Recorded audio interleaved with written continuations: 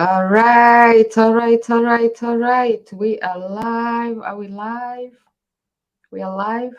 All right, let's go live. Let's go live. My people, how you doing? How you doing? Ausares, Louise, Uwacu in the building. Yo, I'm just waking up, man. We had a party last night. I'm just waking up. I hope everybody is great. Let me know if it's broadcasting already. Tell me you're watching. Tell me where you're watching from, which city, which country, and so that I can know that everything is fine. And then we're going to start this show. Now, I had a guest from Africa. I don't know if they're going to be able to show up. I haven't heard from them, but I'm very interested in what they're doing. They're doing something that is so great, so interesting.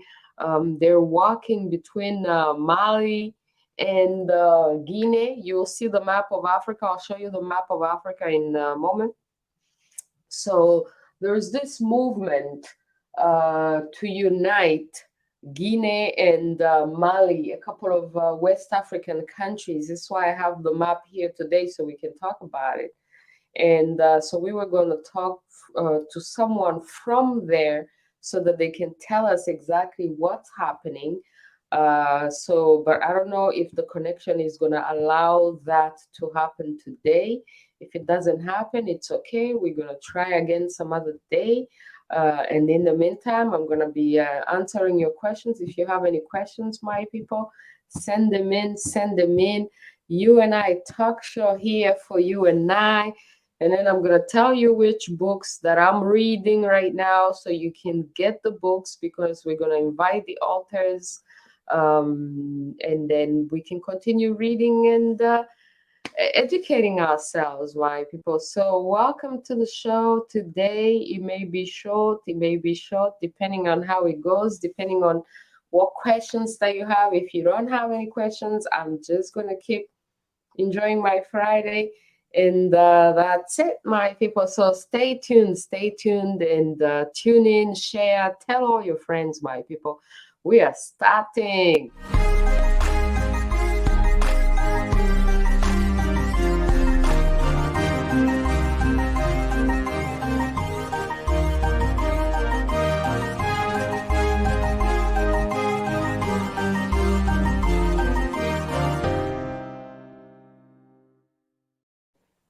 All right, my people. So I see you. I see some people. Tell me where you are. Tell me where you are. Daniela Monorina, thank you so much. Thank you so much. Thank you, thank you, thank you. Thank you, everyone who's tuned in. Share, like, comment. My people, U&I Talk Show exists for you and I. And as I say, this is open mic. Anyone can come into the show and express their ideas. You can express your ideas. You can ask questions. I'm here to answer your questions.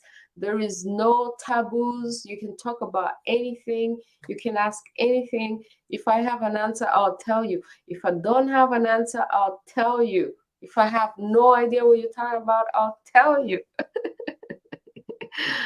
All right, my people. So this is the link. This is the link where you can join if you want to ask your question on camera. Right there, I posted it. I posted the link. And so you can join. So tell me in the comments that you're watching. Tell me where you're watching from. And tell me if you have any questions. Tell me if you have any questions. So I'm in Vancouver, and this week we went to cover the event. I'm going to show you this event that we went to cover this week.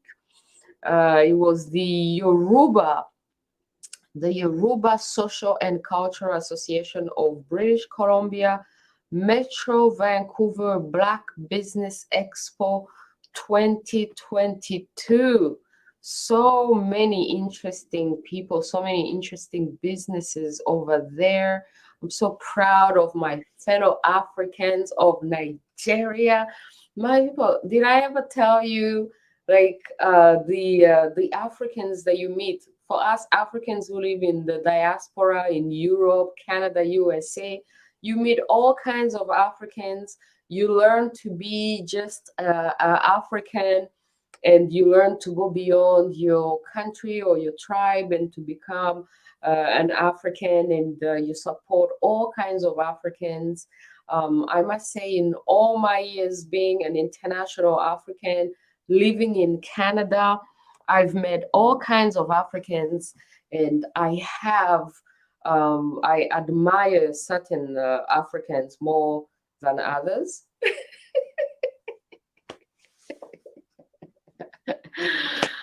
Of course, of course, of course, right? And if I had to pick, I don't know if I've ever talked about this, but if I had to pick, if this was like a prom and you had to pick like the king and the queen of the prom of Africa, right? You see the whole map?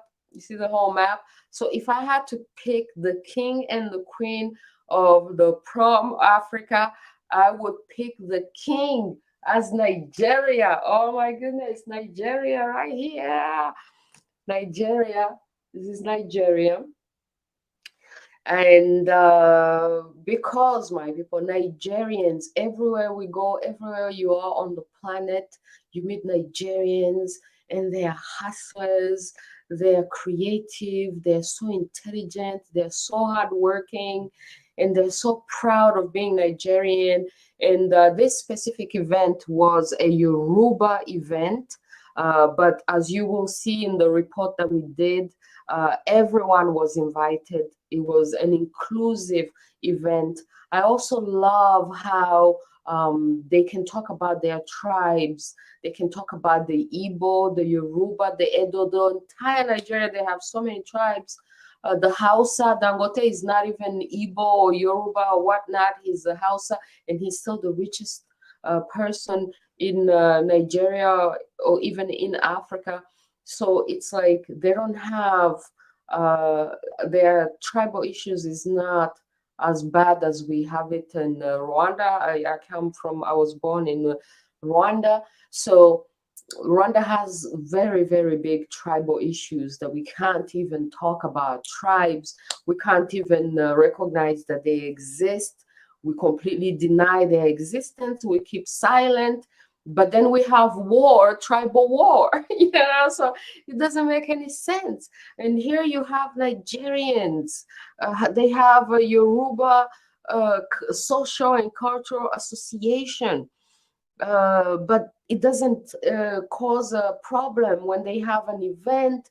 They invite all Africans, they invite all tribes of Nigeria, all tribes of Africa, and it's not a problem for them to be proud of being Yoruba and who they are, and including other people.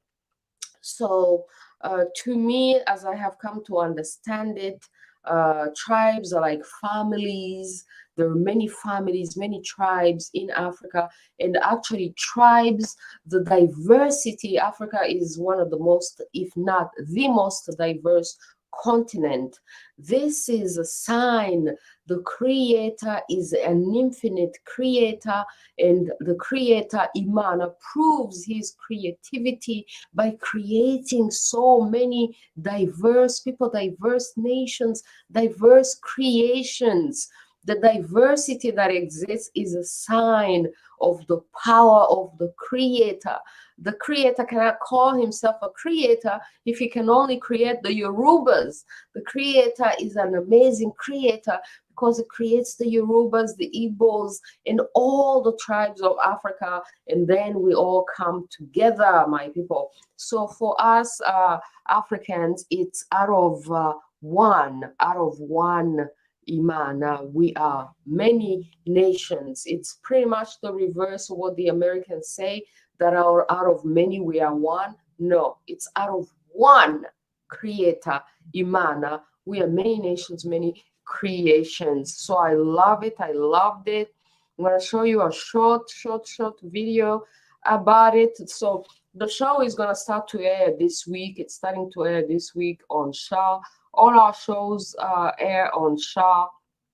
Some of them don't make it on air, depending on what it is. But if you're in Canada, if you're in Vancouver, this is where U&I Talk Show airs. Support U&I Talk Show. Watch. You can also obviously watch on our YouTube channel. But if you're in Canada and you still watch television, a lot of people don't even watch television anymore. Anyways, you can tune in to SHAW-MULTICULTURAL, SHAW Direct, Channel 4 in Vancouver, Channel 10 in Calgary, Channel 901 on SHAW Cable, my people. Thank you for supporting U&I Talk Show. Look what we did at the Yorubas, yeah.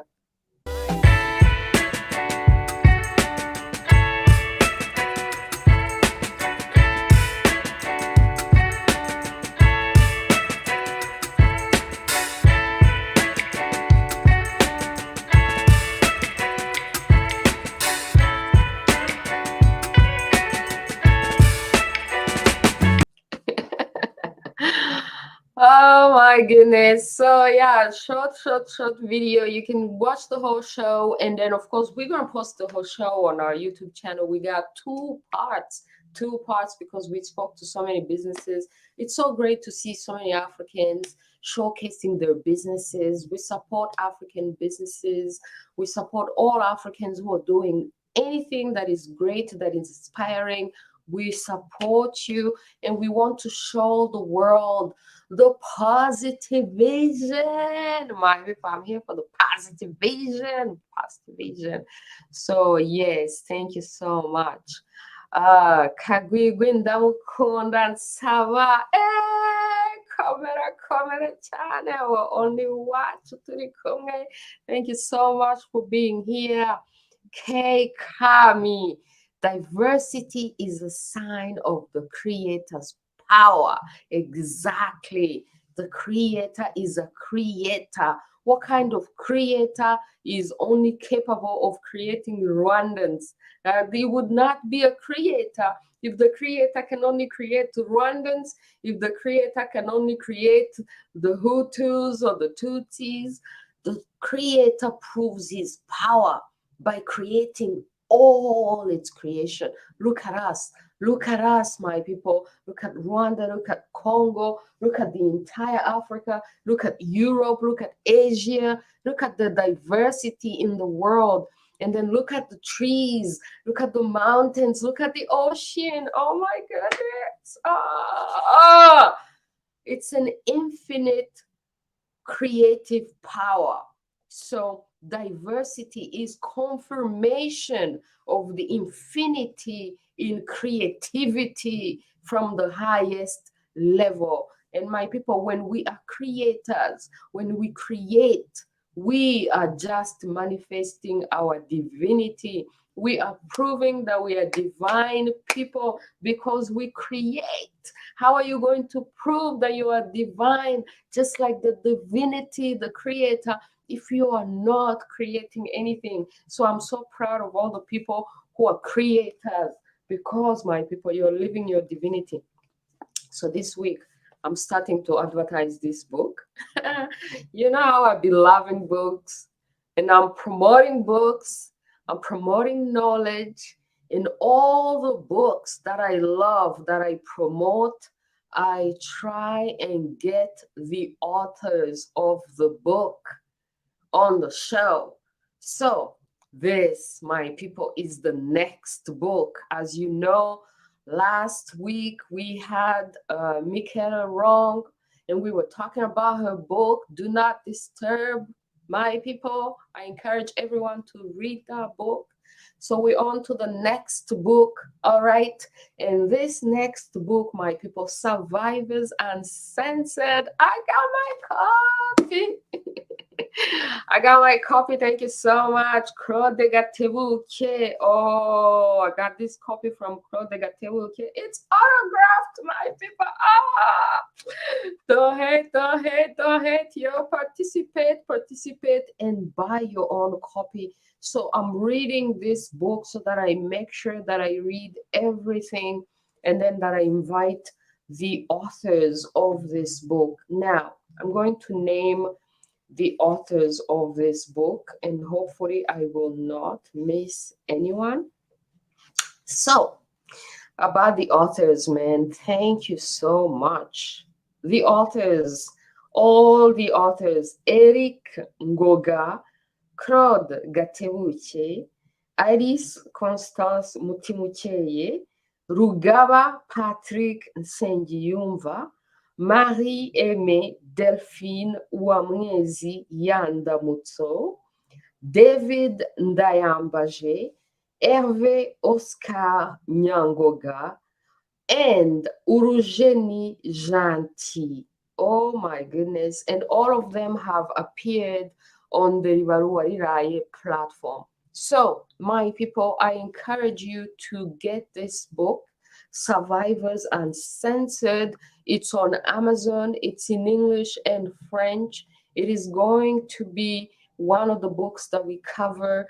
You know, we have like an unofficial book club. I am an author myself. These are my books. I support authors first and foremost, creators, writing history, recording your own history. We have a very, very short time on this planet. It's important and it's imperative that you leave your own history, your own legacy behind. So I'm loving this book because it's a testimony from survivors from Rwandan tragedy, whether it be the genocide against the Tutsi or everything else that has happened in Rwanda, it is covered in here. And it's so important that the survivors themselves speak and write their own history, because we have a very short time and there's been so much propaganda, so much lies. We need the people who lived it to tell their own story, because in a very short while, we will not be here. And then if people have already started inventing stories and lying while you're still alive, you can't imagine what it is that they're going to write when you're not even here to testify yourself. So you need to testify, you need to write your own testimony, your own testament, and tell everyone. So initially, I thought I was going to just interview the authors of this book that I just named. But after reading the book, I'm still reading it. I'm not even halfway. After reading the book, the more I read, the more I think that there's so many stories to be told, and that everyone who actually shared their story in this book is the type of person who also deserves to have their own book, because it's like everyone who shared their story, it's so fascinating and captivating, but at the same time, it's like so short, right? Because there are so many stories, like over 100 different people testifying. So it's kind of very short, each person, very, very short. So I feel like there is space and room to expand on each person who shared their story. Each individual is actually a whole other book, you know. I'm not saying everyone is going to write their own book. It's already such a great idea that all the stories are compiled in one book. But I'm just saying that the stories are so deep, that so many stories here, I feel like it's so short, and that this story, this individual, so many of these individuals could even, you know, expand and have a whole book, right, by themselves. So I think this is a beginning, a great, great beginning, and there's so much room for growth and expansion, but this will be the foundation of something so, so magnificent, so magnificent, right? So I can't wait. Kami, when are those authors coming on U&I Talk Show? Exactly, man. Exactly, exactly. As soon as I'm done reading, as soon as I'm done reading, you know, I will invite everyone. We're gonna do a show in English. We're gonna start in English because there's an English version of the book, and then there's also a French version of the book. So we're going to cover this book in English, do a show with some of the authors, like 2 or 3 of them in English. And then we're going to do another show in French and speak to some of the authors, like 2 or 3 of them in French. And then we'll also do, after each show, we'll do a Kinyarwanda section, of course. And then, as I'm saying, because there's so many authors who are writing their own stories, who are sharing their own survivor stories. Some of the authors, some of the people who share their own individual stories in here, I'm going to have to interview some of them because it's just so fascinating. Joanna, hey Joanna, how you doing? How you doing? What is the book? So the book is called Survivors Uncensored. Oh, Joanna, I think you would love this book. I think you will be interested in so many of the authors who are in here. My people, those who are listening, Joanna Magur is actually a literary agent.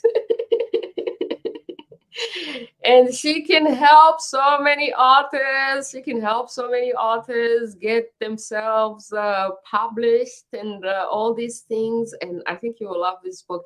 I'm going to have to send you a copy. So the book is called Survivors Uncensored, and it's over 100 testimonies from survivors of the Rwandan genocide, as well as pre and post genocide Rwanda, inspiring stories of resilience and humanity. So fascinating. I'm definitely going to have to send you a copy. All right, my people. So, do you have any questions? So, I think my guest from West Africa may have had issues or connecting issues or something like that. The thing I love about my guest and what we were going to talk about is this: the walk. The walk. People are walking from Guinea to Mali and back, and they're walking for freedom. They're walking for peace. They're campaigning for peace and freedom. And I just want them to share their own story, their own story. Yes, thank you so much, Joanna. Can't wait to share this with you, man. It's so amazing. There's so many movies to be made. Like people want to make more movies. They have so much material, and it's like the Rwandan story has barely been told yet because there's only one movie, Hotel Rwanda. Hotel Rwanda. The thing that I loved about Hotel Rwanda is the hotel. When I watched Hotel Rwanda, I was so devastated. I couldn't even leave the theater after the movie. Like we're watching the movie, and I was so devastated at the end of the movie. I was crying.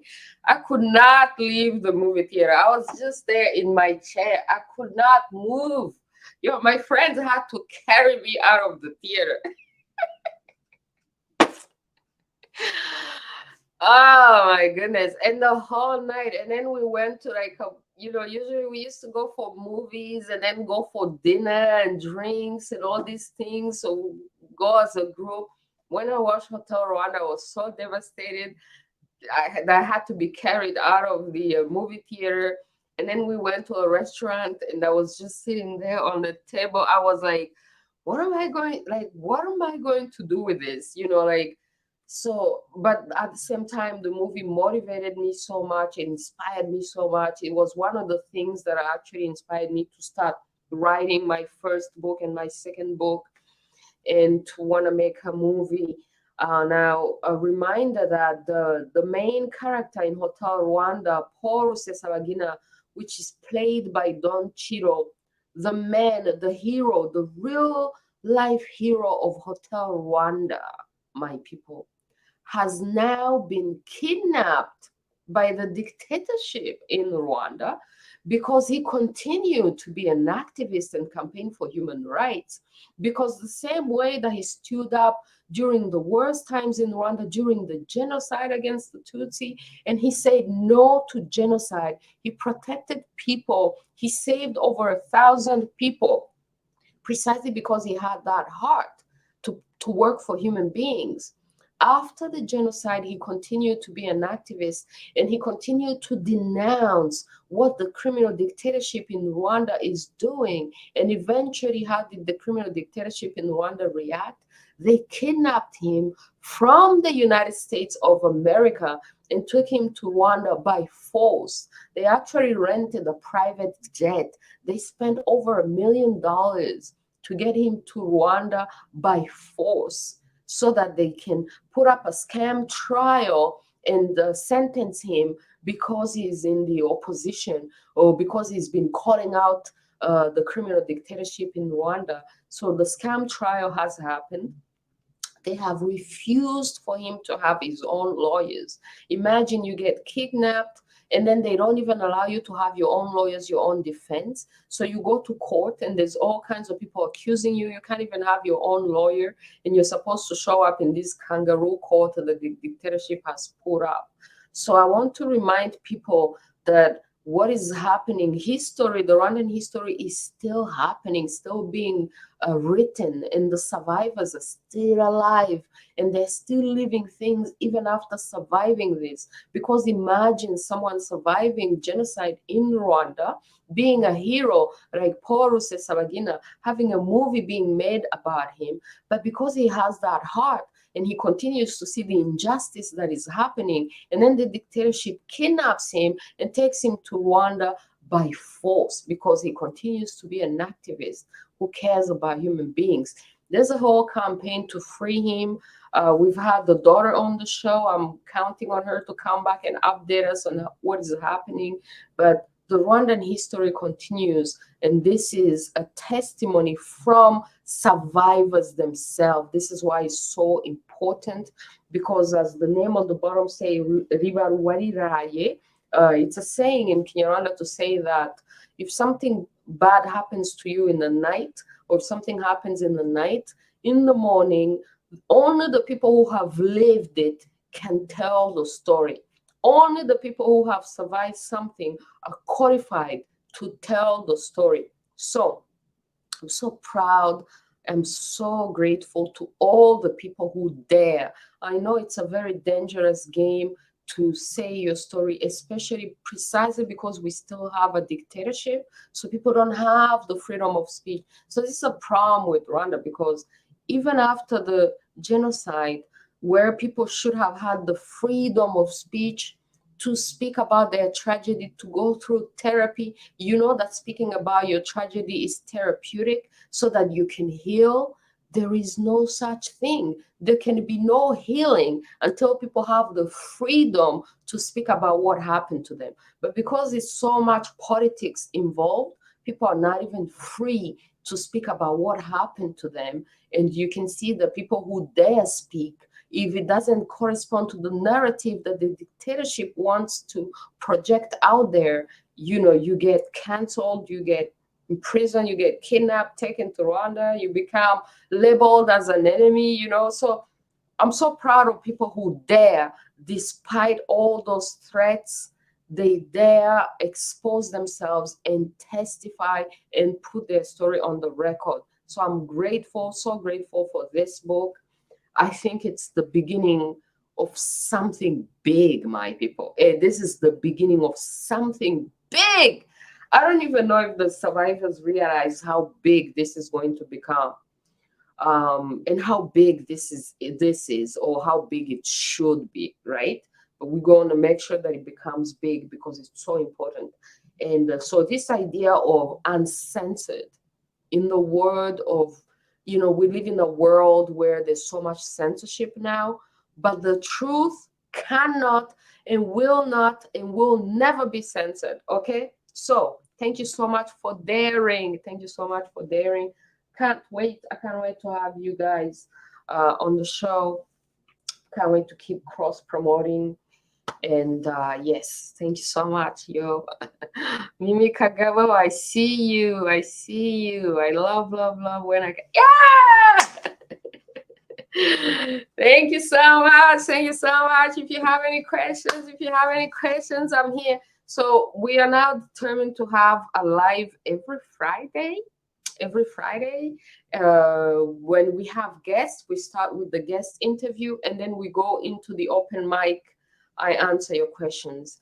If we don't have a guest or if a guest doesn't show up, I still answer your questions because I'm all about questioning and I ask way so too many questions. On the social media, I use my social media always to question. That's all I do. I ask so many questions, so many questions. So on Fridays, I'm here to answer some questions. Given the fact that I ask so many questions, I think it's fair if I answer some questions sometimes. So it's very important to question. Now, this is the other book that I was going to talk about that I'm really, really loving right now. As you know, I read multiple books at the same time. So, I'm not reading just one book at the same time. Sometimes I read one chapter in one book, but anyways, I finish a book before I finish all the books that I read, and I read them line by line. Once I've read a book, you can interrogate me about the book, and I'll tell you what's in the book. I'm loving this book so much. The Heroes of the Haitian Revolution. As you know, Haiti is in the news right now. So what's happening in the news is not accidental, right? It's a result of everything that's been happening in history. It's really great to know history so that you can even understand the news even better. So what's happening in Haiti right now is not falling out of the sky. It's a continuation of Haiti. Haiti had a revolution, and after the revolution, because the enslavers were so unhappy with Haiti freeing themselves, they charged Haiti some money. They pretty much made it impossible for Haiti to be free by putting Haiti in debt. And ever since Haiti has been, there's been a revolution, been free, Haiti has been getting sabotaged. Each generation of Haitians is sabotaged. So they have never actually lived that freedom. The other day, I saw something very, very interesting. Like, what if Russia would send billions and weapons to Haiti so that Haiti can defend themselves? I mean, what would that happen? Because you see Americans sending billions of money and sending weapons to Ukraine so that they can fight against Russia. What if Russia would do the same thing and send billions to Haiti and send arms to Haiti so that they can defend themselves? What would that happen? As you know, there have been interventions in Haiti, the United States, the French, a lot of nations sabotaging Haiti. So this book, I love it because it tells you all the heroes, all the female heroes of Haiti. And the woman on the cover is Tante Toya. And this is how it connects with Nigeria, with the Yoruba event that we just did, is that this Tante Toya had been kidnapped from Nigeria, Benin. These female warriors that they made a movie about, the Woman King. That's where they come from. They come from this area, Benin, the Dahomey, which is directly connected to Nigeria, Benin, Togo, Ghana, Cote d'Ivoire, Cameroon, same area, same people, same nation, divided by the colonizers. So she taught the liberator of Haiti, Jean-Jacques Dessalines, was raised by an African woman, these women king warriors, and she taught him the Yoruba language. My people, so you can understand the Yoruba connection. So we went to cover the Yoruba event. Oh my goodness. So you understand. This book, I highly recommend this book, my people.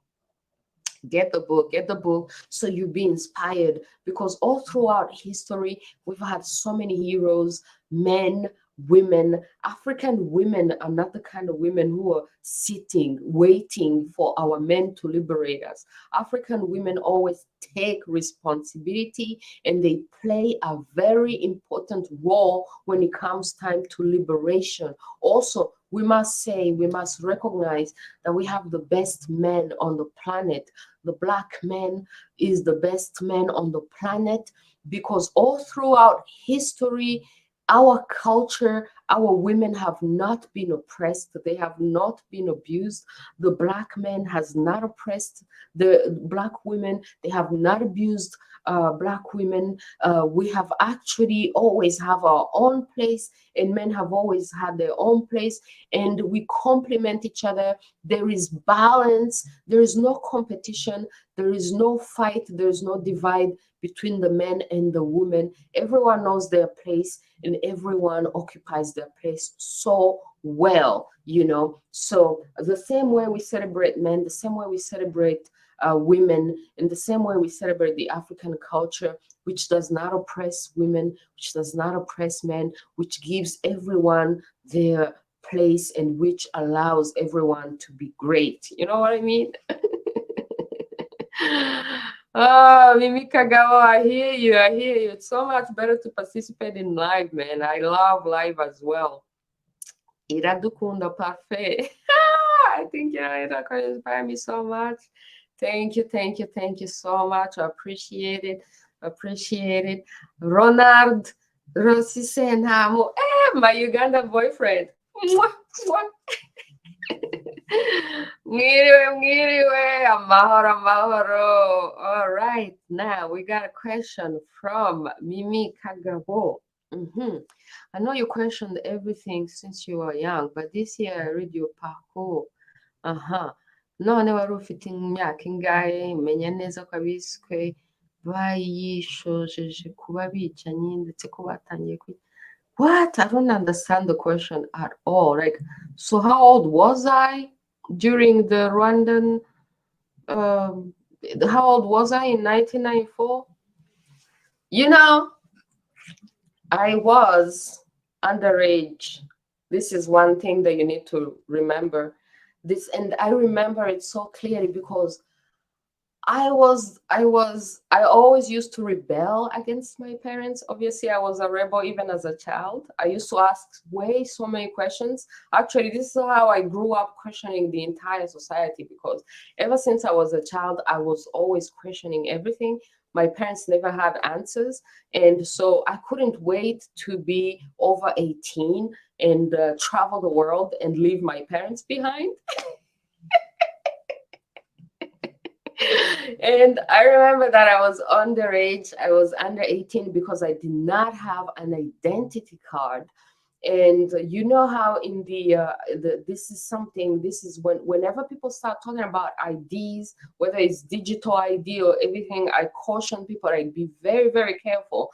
IDs are very deadly. They can get you killed, you know. Like, it worries me when people want to tag Canadians or Americans with an ID, because that's precisely the thing that killed so many people in Rwanda, to be tagged with an ID. And then whatever they write in the ID is what's going to get you killed.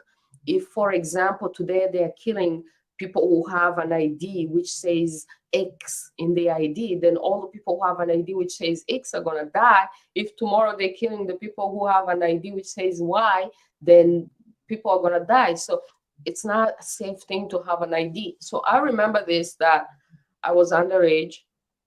I did not have an ID, but we used to have discussions at home of what we were going to put in the ID as tribe, right? Because in Rwanda, they had the tribe in the ID. They would have like the Hutus, the Tutsis, the Twa, and the Naturalisé in the identity card. So you would open someone's ID and you would look and it would say Hutu or it would say Tutsi. And as you know, during the genocide, if they open your ID and it says Tutsi, you are dead. They kill you because they have decided that all the Tutsi have to die. So if you have an ID that says Tutsi, you are so dead, right?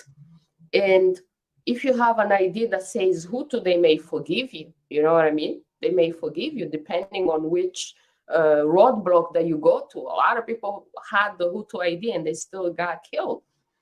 So I remember that I did not have an ID because I was still underage. And I remember that we used to have a discussion at home on what I was going to put in my ID eventually when I get an ID, because I was like a year or 2 years away from being 18 and getting an ID. So we used to have debates at home about what I was going to put in my ID. Was I going to put Hutu, Tutsi, Twa, or Naturalisé? Because the way we grew up in our household, which I have described in my first book, is that my mother told us when we were young, when we went to school, when I went to school, and they used to say, Hutu stand up or Tutsi stand up. You know, I told this story before that, you know, I was standing when they used to say Hutu stand up, I would stand up. And then one day, someone that I was in the same classroom with made me sit down. They were like, Louise, sit down. You cannot stand with the Hutus. Why are you standing with the Hutus? I've written about this in my first book, and I've written about it in my upcoming book. My people, just stay tuned for my upcoming book, because I come back on this story because it has marked my life. It has determined a lot about my identity, right? So the kid that I used to go to school with, you know, they made me, you know, push me down, sit down. You can't stand with the Hutus. Why are you standing with the Hutus, right? And then I was so devastated. I was like, what do you mean? Why can't I stand with the Hutus, right? So I went home and I reported my classmate, talking about my classmate refused me to stand with the Hutus. So, Mom, can you please come to school and tell my teachers and my classmate that I can stand with the Hutus, right? And then my mother was like, no, I'm not going to come to school to defend you, because who told you to stand with the Hutus? We never told you to stand with the Hutus. Why are you standing with the Hutus in the first place? You know? So I was like,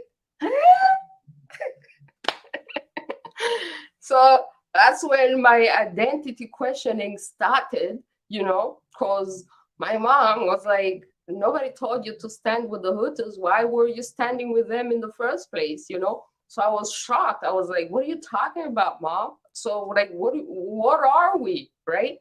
So that's when my mother explained to me that the Hutus are children of Imana, the Tutsis are children of Imana, and we are children of Imana, and I should consider the people who identify as Hutu and Tutsi are confused because they don't realize that we are all children of Imana.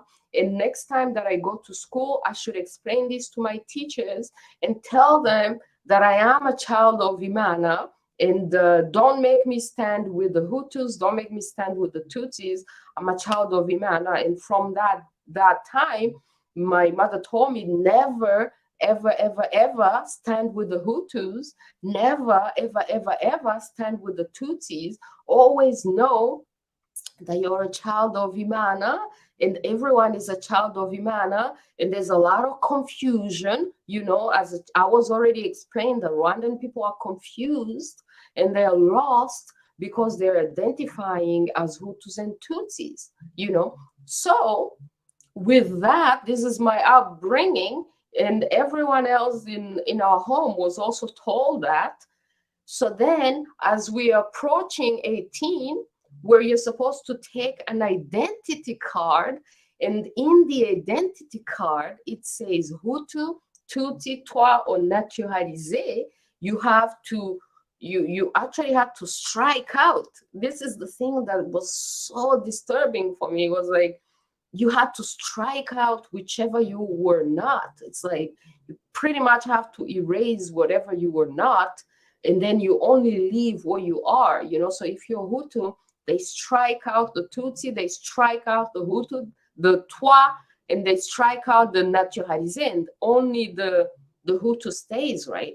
So we used to have a debate in our home, like, what is Louise Uwacu going to put in her identity?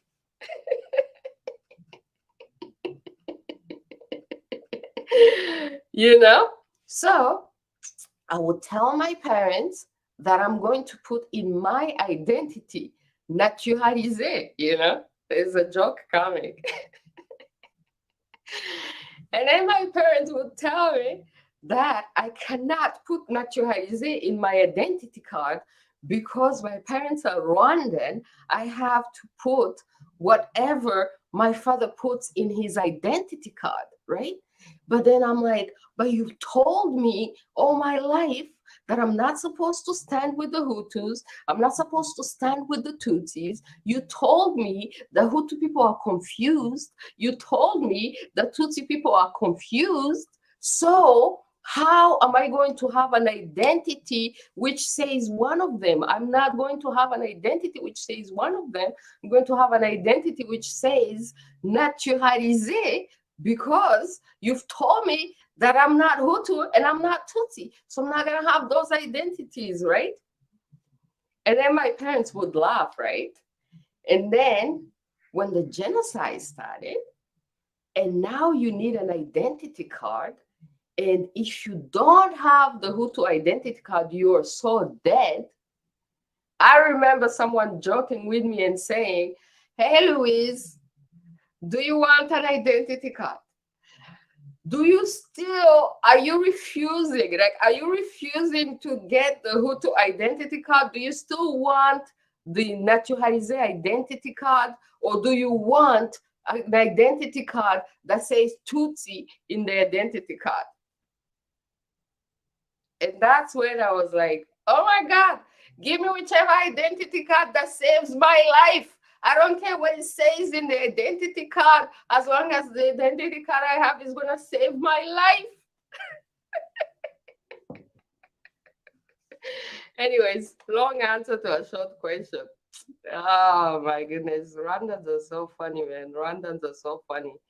Keep winning. All the best. Rando King Igisubizo. We are together. Rwirugambage, thank you so much, Bazina. Turi kumwe. Tuyi Antoinette, I see you. Mom, am I Hutu or Tutsi? The embarrassing question. Yo, Kami, yo. This is the question, man. You go home. Yo, I was so disappointed. I come back to it in my new book. I come back to it because as a child, you know, I felt like when we were growing up, I felt like maybe because it was the people who are called Hutus in Rwanda are like the majority, and the government was Hutu. So it felt like when we were growing up, it was such a great thing to be Hutu. And when in school, when people would stand up, you would see, like, when they say Hutus stand up, you would see like people standing up with so much pride. You know, they were so proud and they stand up with pride, right? So, you know, I was always like, yo, man, of course I'm going to stand with the Hutus because they're the majority, all the cool kids, all the richest people, all, you know, anyone who is anyone was Hutu, right? So it was such a cool thing to be Hutu, right? So the idea that I'm going to be excluded from that, it was so devastating, right? When they made me sit down, like, no, Louise, you cannot stand with the Hutus.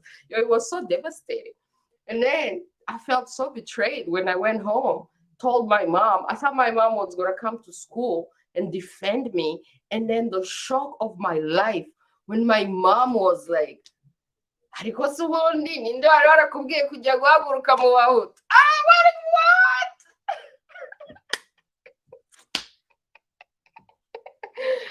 I was like, Mom, what are you saying? What are you saying? Ah, yo, long story, man. Long story, kabisa. Yo, you are so much. You gotta say in your family. Oh my goodness! In that Rwanda, you had to be Hutu, Tutsi, Twa, or naturalized. There was no other way around it.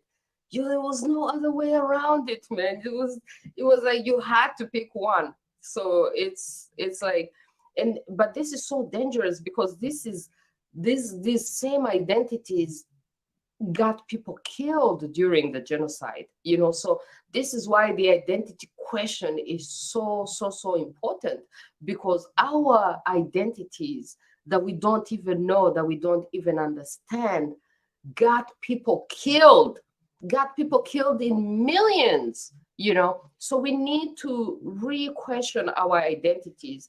And this is why when I see other Africans freely talking about their tribes, like we just went for the Yoruba event, I'm like so amazed, when I was there, I kept asking people, so are you Yoruba or what? And they're just freely talking about it. We need to reach that level in Rwanda where people are freely talking about tribes, and so that it doesn't become an issue. I had this I went there with this screenshot that I took the other day. I don't know if you saw this, the richest tribes in Africa. Now, I have no idea how accurate this is. It's something that I saw on the internet, but I don't know. People can look into it and tell us how accurate this is. But anyways, it's just to show where they're talking about the richest tribes in Africa. You can see Botswana, Igbo, Kikuyu, Yoruba. Then we get to number 4, Tutsis, Rwanda. Number 5, Tigray, Ashanti, Banyankore, Somali, Oromo, Zulu. So, but you see, all these other Africans, they have no issues talking about their tribes. But when you come to Rwanda, they will not even recognize that there's such a thing as a tribe called the Tutsi. So how are you even going to mention that the Tutsi are now one of the richest tribes in Africa, right? If Rwandans don't even recognize the tribe, like where Rwandans still have a lot of tribal issues, precisely because we never openly talked about it or celebrated tribes. So I think we need to reach a level where we actually have like an entire month of celebrating the Hutus, and then an entire month of celebrating the Tutsis, and then an entire month of celebrating the Twas, and then an entire month of celebrating the Naturalized. No, man. But we still have a lot of work. We still have a lot of work to do in these things, right? So Mimi Kagao, Kim is so real. Yo, I see these people trying to deny what? Who's denying this? Yo, I went to school in Rugunga. Everybody knows that school. Everybody knows me that went to school in that Rugunga. We used to be told, stand up, this man, who's denying this? Everybody knows. It was an embarrassing moment. Yo, especially this is why it was an embarrassing moment. This is why I did not want to stand with the Tutsis, because it was even more embarrassing if you're standing with the Tutsis because there were so few of them, right? The Hutus were so many in the majority, and then when they say the Tutsis stand, you see like one person or two person or three person, right? So I used to be like, how am I going to stand up with one person or two person? And these people who are standing up as Tutsis, they don't even look comfortable for me, like it looked weird. I felt as a child that there was something wrong between the Hutus and the Tutsis, but I couldn't really identify what was wrong, And I could see in class that the Hutus stand up, so many, so proud, but the Tutsis stand up like, So I was like, there's no way. This is why I was so disturbed when I was made to sit down, don't stand with the Hutus, because my only concern is like, oh, if I stand, like, if I'm going to be made to stand with the Tutsis, how am I going to stand with people who don't seem to be proud of what they are and who they are, who don't seem to be as comfortable and as free as the rest of the people who are standing up. Like, I felt like that there was something, but I couldn't really identify what that something was. You know what I mean? I'm happy we chose, Basazi and Mwoko. I feel bad for them. Like, once you understand, like, my mother telling me that we are all children of Imana is the thing that made me do more research and go into knowing Imana, because it's like an idea of knowing my real parent and knowing the creator, and then discovering this idea of the creator. The creator is a creator precisely because he creates. He can create the Hutus, can create the Tutsis, can create the Twas, can create the Yorubas, the Igbo, and all these people, precisely because it's a creator. So once you understand it from the perspective of the creator, you become at peace with all the tribes, because you realize that even if you may not be one of them, you are still one, because, as we said, for us, it is, my people, out of one Imana, we are many nations. The Americans say out of many, we are one, but for us, it's out of one creator, we are many nations, many creations. So once you understand that, then you can't have issues with other tribes, because you understand that they are also your brothers and sisters. They are also creators, they are also creations from the same creator as you.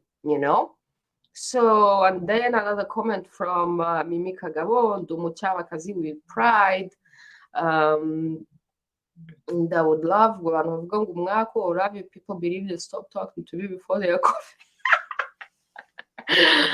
Oh my goodness. So I actually once asked my family, my people, to tell me about this their tribe, the other tribe. So, and I remember that my father told me that this was his tribe. His Abachava is, because I was asking him about the Hutus and the Tutsis, and then he was telling me that they don't need to be Hutus and the Tutsis, that they are Abachava, and that they have their own cows, and that they had so many cows when he was growing up, that they were so rich from his grandfather, his father. They had so many cows, they had servants, and that he didn't actually even want to go to school because they had so many cows. And then so I was asking, so how you get your tribe, from your mom or from your father, right? This is another thing in Rwanda. Like, so where are you getting your tribe from? Are you getting it from your mom or from your father, right? So then I asked my father, and then he told me that his tribe, the Abachava, that he got it from his father, who is a Muchava, but his mother is from another tribe, which is called Awungura, right? And then, so he's trying to explain this to me. I asked my mother, and she says something like her father was Mugesera, Umugesera, and her mother was Umuzigaba, right? So I'm like, which one are you taking? So then when they told me this idea that you take the tribe from your fathers, so my father is explaining to me that he took his Umuchava tribe from his father, even though his mother is from Abungura. So I do the research, because I'm always questioning everything that they tell me, right? When I do the research, I find out that these Abachava people that Mimi Kagabo is mentioning, they actually get their tribe from a woman, right? They get their tribe from a woman, Nyiraruchava, umukobwa wa Gihanga, and they're cousins with other tribes in Rwanda, right? So then I go back to protest and to contest. My own father, who told me about him getting his tribe from his father, his Muchawa tribe from his father. And then I go back, I say, how come you're telling me that you get your tribe from your father? And this is how it is in the Rwandan culture. But your very own tribe that you just told me that you got from your father, these Abachaba people, they get their tribe from a woman. So you are explaining to me that you get your tribe from your father, but your own tribe that you just told me, you get that tribe from a woman. It doesn't make any sense. So explain this to me. And then he couldn't explain that word. And then he was like, oh, Louise, you asked too many questions. And then, so, I'm still asking my many questions. So Rwandan people, whenever they can't answer your question, then they start telling you that you ask too many questions.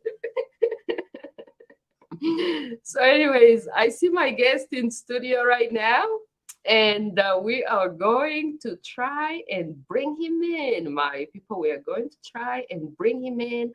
I'm so happy to see him. Let me try and bring him in.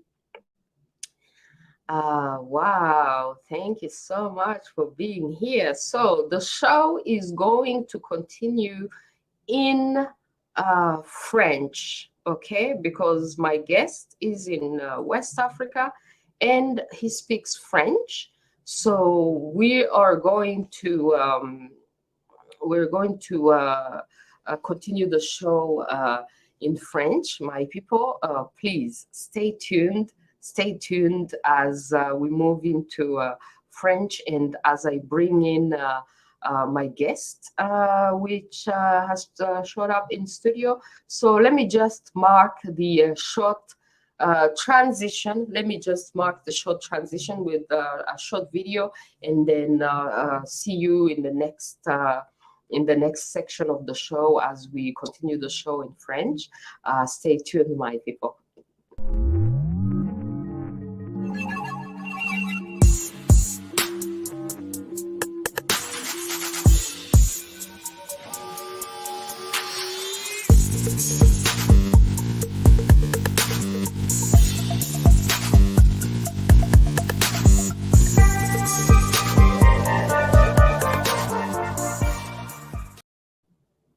All right, my people, merci d'être là. Alors, on va bouger en français et on va vous amener notre invité du jour. My people, j'ai trop hâte que vous découvriez, que vous allez découvrir cet homme parce que j'aime vraiment ce qu'ils sont en train de faire en Afrique de l'Ouest entre le Mali et la Guinée. Donc, amenons notre invité, Monsieur MIKHINDÉ DAALINDÉ, dans le show pour qu'on se parle un peu en français. Merci, les amis. Bonsoir, bonsoir, bonsoir. Bonsoir, bonsoir. Merci, merci vraiment pour l'invitation. J'en suis très honoreux. Merci énormément. C'est moi qui vous remercie. Je suis vraiment, vraiment impressionnée par votre travail, le travail que vous avez abattu. J'étais en train tout à l'heure de montrer aux gens cette photo où vous avez initié la marche panafricaine. Donc, pour les gens qui ne vous connaissent pas, est-ce que vous pouvez dire aux gens votre nom et un peu aussi dire qui vous êtes et ce que vous faites présentement? D'accord, je suis MIKHINDÉ DAALINDÉ. Je suis artiste. Du côté artistique, je fais du slam, je fais de la comédie de théâtre, je suis dramaturge, c'est-à-dire j'écris, et je suis animateur radio aussi, télé-radio. Voilà. Et je suis panafricain, voilà. C'est ce qui a même, c'est à cause de cette idéologie panafricaine qui a engagé même cette marche. Voilà, c'est un peu ça. S'il faut décliner aussi mon titre, je suis animiste. Voilà. Oui, oui, absolument. Alors, la marche la marche entre Conakry-Bamako pour la fédération, est-ce que c'était la première fois que vous faisiez ça cette année, ou bien c'est quelque chose que vous avez déjà fait dans le passé? Et puis, c'est quoi le but de la marche juste? Voilà, la marche quand même pour la fédération. En Guinée, c'est pas pour la première fois parce que nous le faisions il y a de cela 10 ans, 11 ans, depuis 2011. Chaque 25 mai, on prépare, on marche, mais c'est pas une longue kilomètre, c'est quelque chose de 5 à 10 kilomètres d'un point A à un point B. Voilà. Et c'est juste dans ces derniers temps-là, compte tenu des crises sociopolitiques, les marches et les manifestations sont interdites. Et à cause de Covid qui était passé, donc ça avait bloqué tout. C'est pourquoi jusqu'à présent, on n'a pas encore repris. Donc, depuis, on marche pour la Fédération pour l'unité africaine parce que nous savons que la seule issue, comme le dit souvent Théophile Obenga, c'est la seule issue. Maintenant, la marche Conakry-Bamako, ça a été inspiré par des jeunes africains de la terre africaine du Sénégal. Parce qu'eux aussi, ils avaient marché pour soutenir le Mali face à la sanction. Vraiment, la sanction malheureuse, la sanction injuste de la CEDEAO vis-à-vis du Mali. Donc, les Africains du Sénégal avaient marché pour les soutenir. Quand nous avons vu ça, nous avons fait, ouais, voilà des œuvres à répéter, à reproduire pour que les Africains comprennent leur situation aujourd'hui, surtout dans cette division. Donc, on s'est dit, nous aussi, de marcher Conakry-Bamako pour non seulement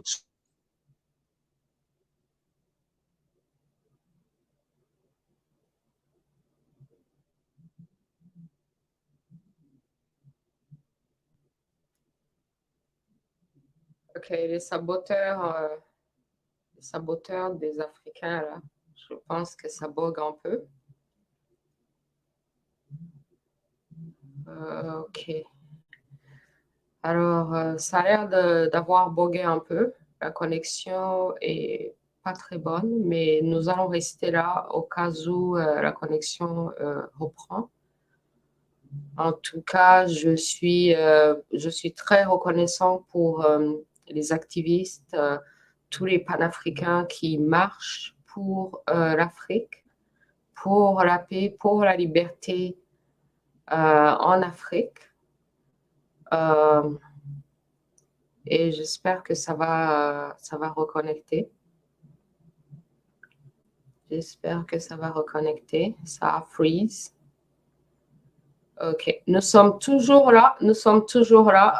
Au cas où vous vous reconnectez, nous sommes toujours là. Et nous sommes prêts à vous écouter.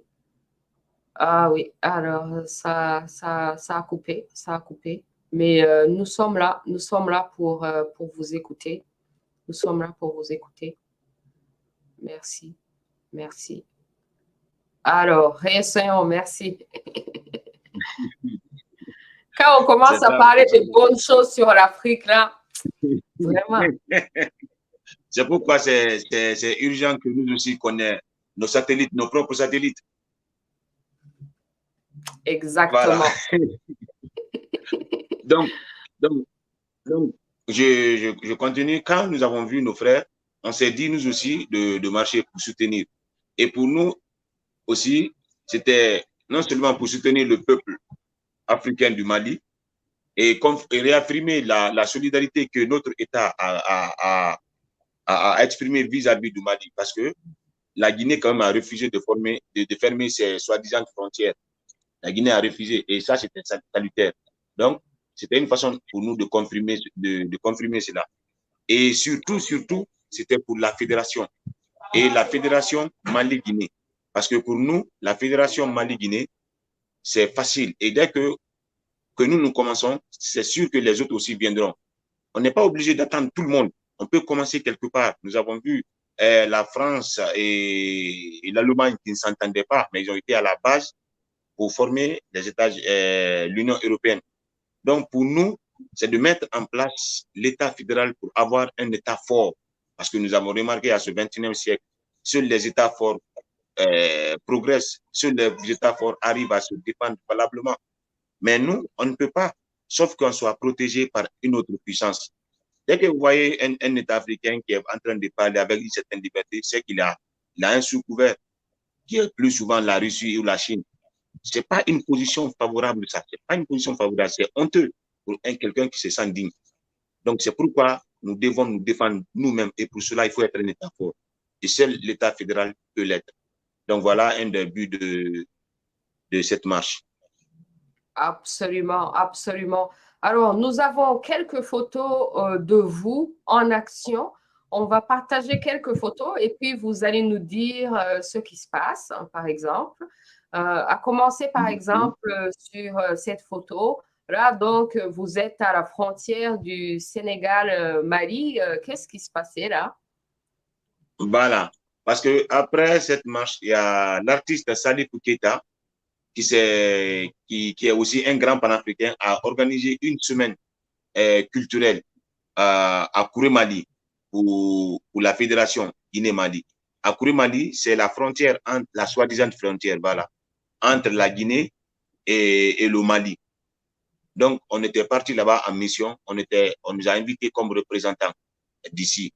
Donc, c'est de là-bas que je devais quitter pour aller participer au Festival international panafricain de Nguerhor au Sénégal, qui vient de se terminer. Donc, je suis rentré à Conakry il y a de cela 2 jours depuis que je suis revenu. Voilà, ça c'est au Sénégal. Donc, j'étais en train de partir au Sénégal. Donc, quand on est arrivé à cette frontière, soi-disant frontière, on a pris une photo là, voilà, pour montrer aux gens combien de fois on nous divise à partir de l'eau simplement. Mais vous quittez de l'autre côté, vous venez par là, les populations, c'est les mêmes, c'est les mêmes.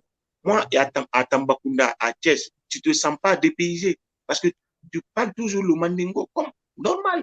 Vous voyez un peu que ces frontières sont purement imaginaires, mais on l'a rendu réel dans nos têtes. Absolument, Voilà. absolument. C'est pour ça même j'ai mis la carte de l'Afrique ici. Vraiment, c'est le même pays, c'est les mêmes peuples subdivisés dans des petits pays pour affaiblir chaque petit pays. Parce que quand vous êtes subdivisé dans des petits pays, chaque État est affaibli et puis donc ils peuvent attaquer chaque État individuellement. Alors que si vous êtes unis, ça va être un État qui est puissant, qui est fort, qui est fédéral, comme vous dites. Et chacun peut garder sa culture à l'intérieur de la fédération. Nous, on est au Canada, c'est une fédération, ça touche d'un océan à l'autre océan. Il y a beaucoup de peuples, il y a beaucoup de pays dans cette fédération.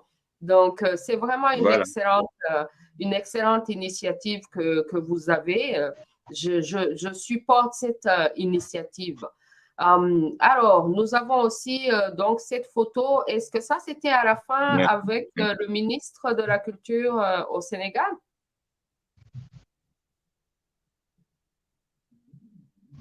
Voilà, c'est le ministre de la Culture de la terre africaine du Sénégal et que je salue de passage parce que vraiment, c'est la première fois que l'État s'intéresse de cette façon et investit même dans le festival. Ça fait de cela, c'est la 7e édition, mais c'est la première fois que l'État, c'est pourquoi les organisateurs ont décidé de lui donner un satisfecit de remerciement.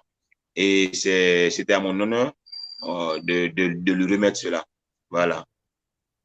Oui, ça fait vraiment plaisir de voir les dirigeants africains qui supportent la jeunesse dans ces initiatives. Et ici, allons vers la Fédération Guinée-Mali afin d'aboutir aux États-Unis d'Afrique. Ici, c'était quoi? Voilà. Parce que après la marche, ça a été spontané, n'est-ce pas, pour défendre le Mali.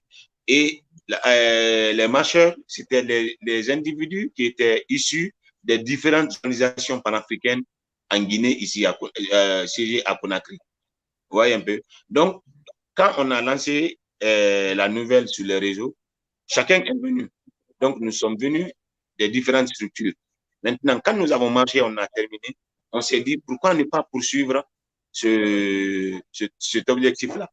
Pour que tant que la Guinée et Mali n'est pas fédérée, il ne faut pas lâcher. Parce que sinon, ça va rester qu'événementiel. Donc, c'est comme ça, on a dit de le transformer en une organisation maintenant. C'est pourquoi c'est MCBF, c'est-à-dire Marche Conakry Bamako ou la fédération. C'est ça. C'est maintenant la nouvelle organisation qui va là. MCBF, Marche Conakry Bamako pour la fédération. Voilà. C'est la nouvelle structure. Je suis avec. C'est nous qui avons marché. Sinon, chacun de nous a son organisation à part, panafricain aussi. Donc, nous, notre but spécifique, c'est la fédération Guinée-Mali. Absolument. Qui va aboutir certainement à la fédération. C'est une excellente idée. Et puis, on dirait que la Guinée et le Mali ont déjà presque les mêmes drapeaux en plus. Mais c'est les mêmes drapeaux renversés. Voilà. Je vais même vous expliquer une anecdote. Quand on a commencé de marcher en Guinée, on n'avait pas fini de confectionner la carte, le drapeau de l'Union africaine. Donc, on nous a dit, on a décidé de commencer la marche. Après, le drapeau de l'Union africaine va nous trouver en cours de route. Maintenant, le drapeau de la Guinée, c'était le même drapeau qu'on devait utiliser au Mali, mais c'est juste de façon renversée. Parce que la Guinée, c'est rouge, jaune, vert. Le Mali, c'est vert, jaune, rouge. Donc, vous voyez, ça, on était au Mali. Mais en Guinée, c'était de l'autre côté. Donc, nous avons laissé la possibilité de faire rentrer le bois des deux côtés. Maintenant, arrivé à la frontière, pour changer le drapeau, on en a fait un tout petit événement. Donc, on a expliqué au peuple. Vous voyez, tellement que les ancêtres nous montrent que nous sommes pareils, même nos drapeaux qui proviennent des colons, le hasard a fait que ça soit la même chose, mais de façon renversée, parce qu'on nous a renversé, nous ne sommes plus nous-mêmes. Nous avons vu, vous avez vu le drapeau là, c'est la même chose que le Mali. On a pris, on a renversé, on a dit, vous voyez, c'est devenu Mali. Tout le monde a applaudi et les gens ont apprécié. Ça a été vraiment quelque chose qui a beaucoup marqué les Africains. Maintenant, au-delà de ça, le Mali et la Guinée, c'est comme d'autres même. Moi, je comprends bien certains panafricains qui disent même pour l'unité africaine, il ne faut pas partir sur ces pays déjà établis à partir de la conférence de Berlin. Je les comprends bien parce que ces pays n'ont respecté aucune structure sociale de l'Afrique, socio-culturelle de l'Afrique. Ils nous ont divisés sans rien comprendre. C'est pourquoi il y a des ethnies qui se retrouvent ici, là. Nous n'avons même pas la même notion de la nation. Nous, la nation en Afrique, réellement, c'est des tribus. Maintenant, c'est l'association des tribus-là qui donne un village. Et c'est la fédération de ces villages-là qui donne un royaume. Et c'est la fédération de ces royaumes-là qui donne un empire.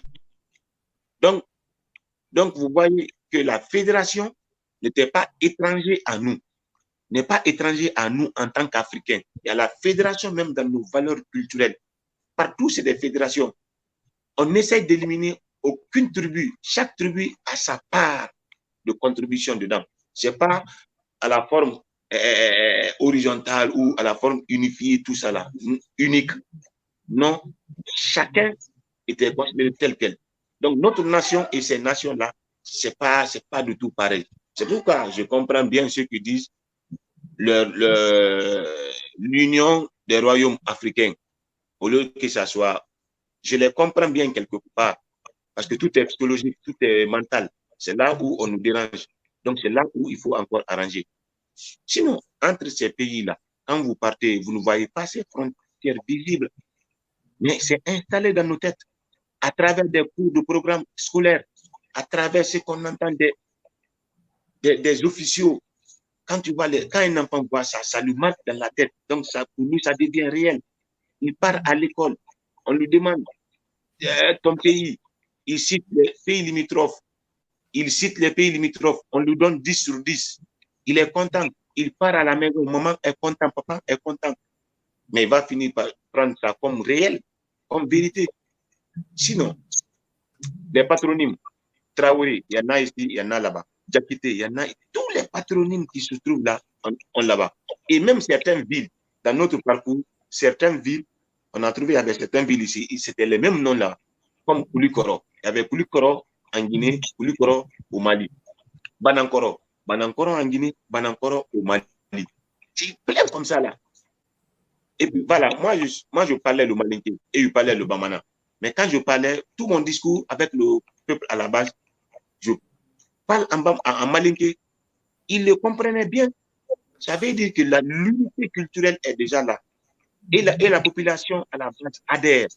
Mais c'est les présidents présidés de l'Afrique qui ne sont pas encore prêts. Ces soi-disant chefs de l'Afrique, ces téléguidés-là, ils sont eux qui ne sont pas encore prêts.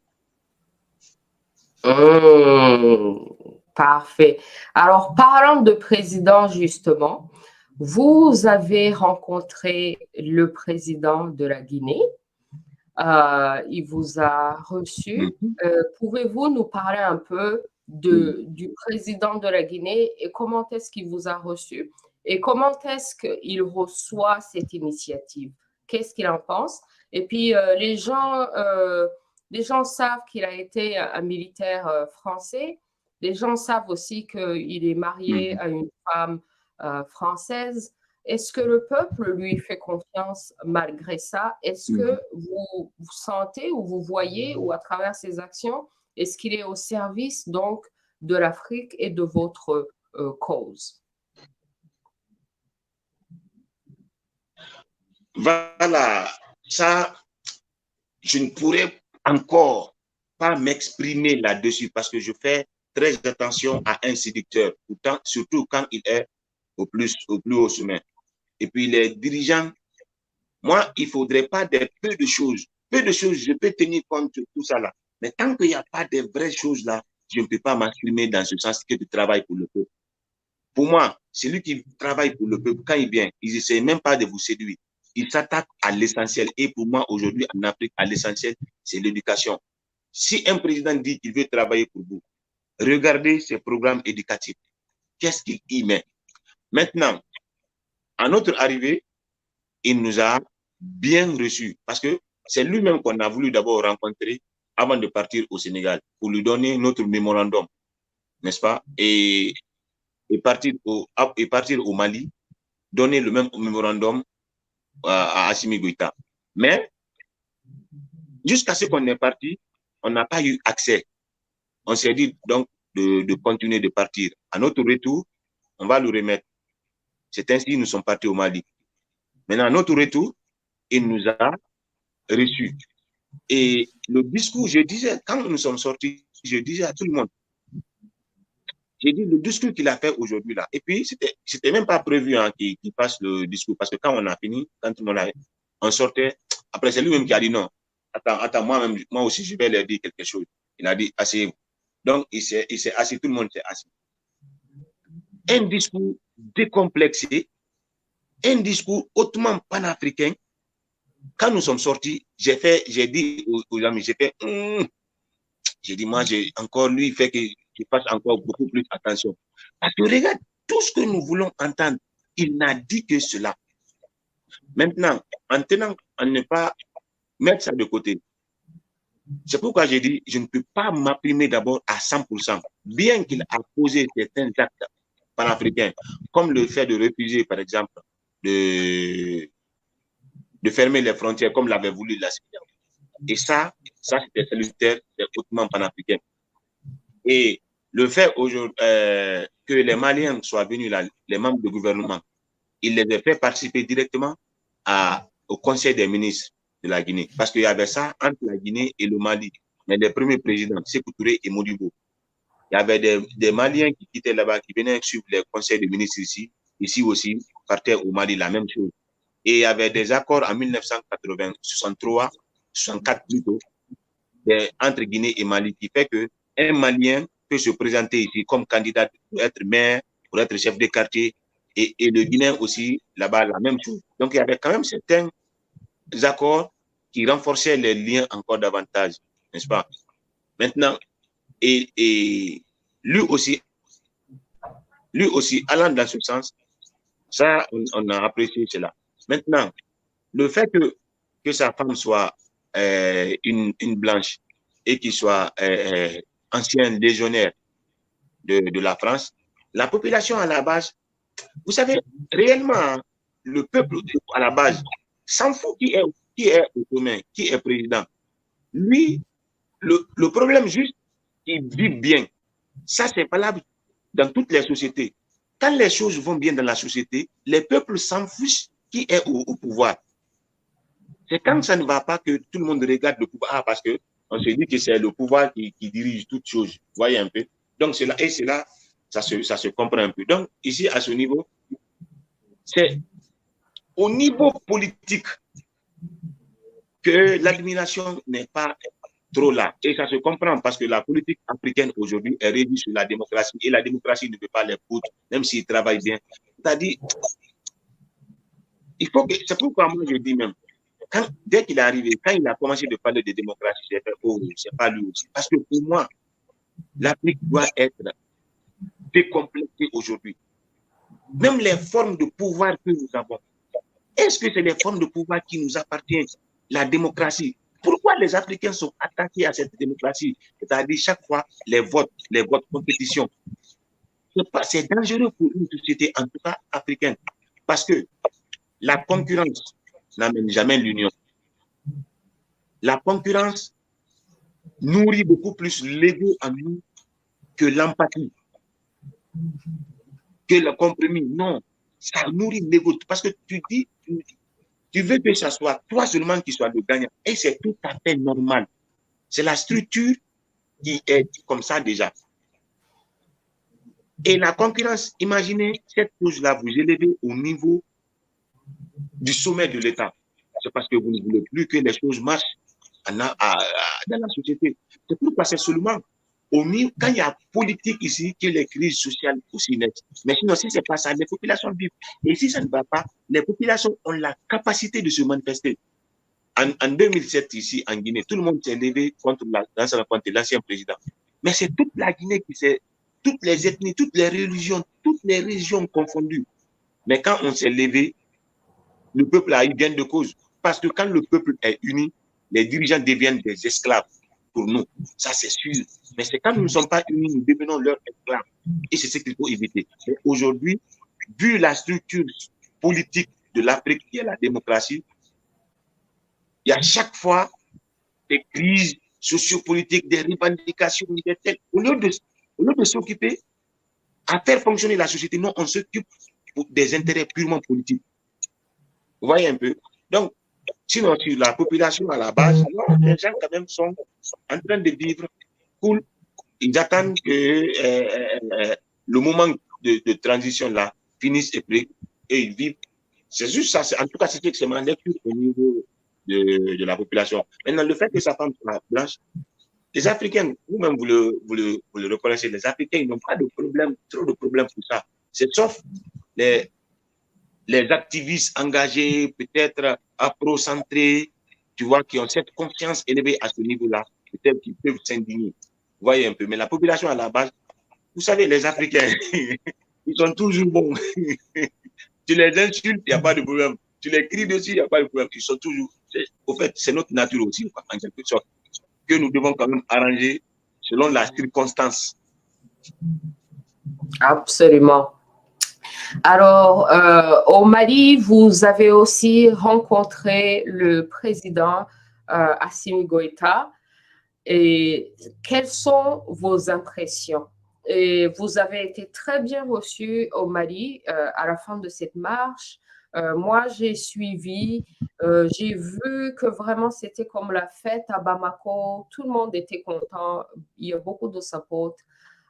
Quelles sont vos impressions par rapport au pouvoir malien et au président malien? Comment vous avez été reçu et qu'est-ce qui en est sorti de cette rencontre?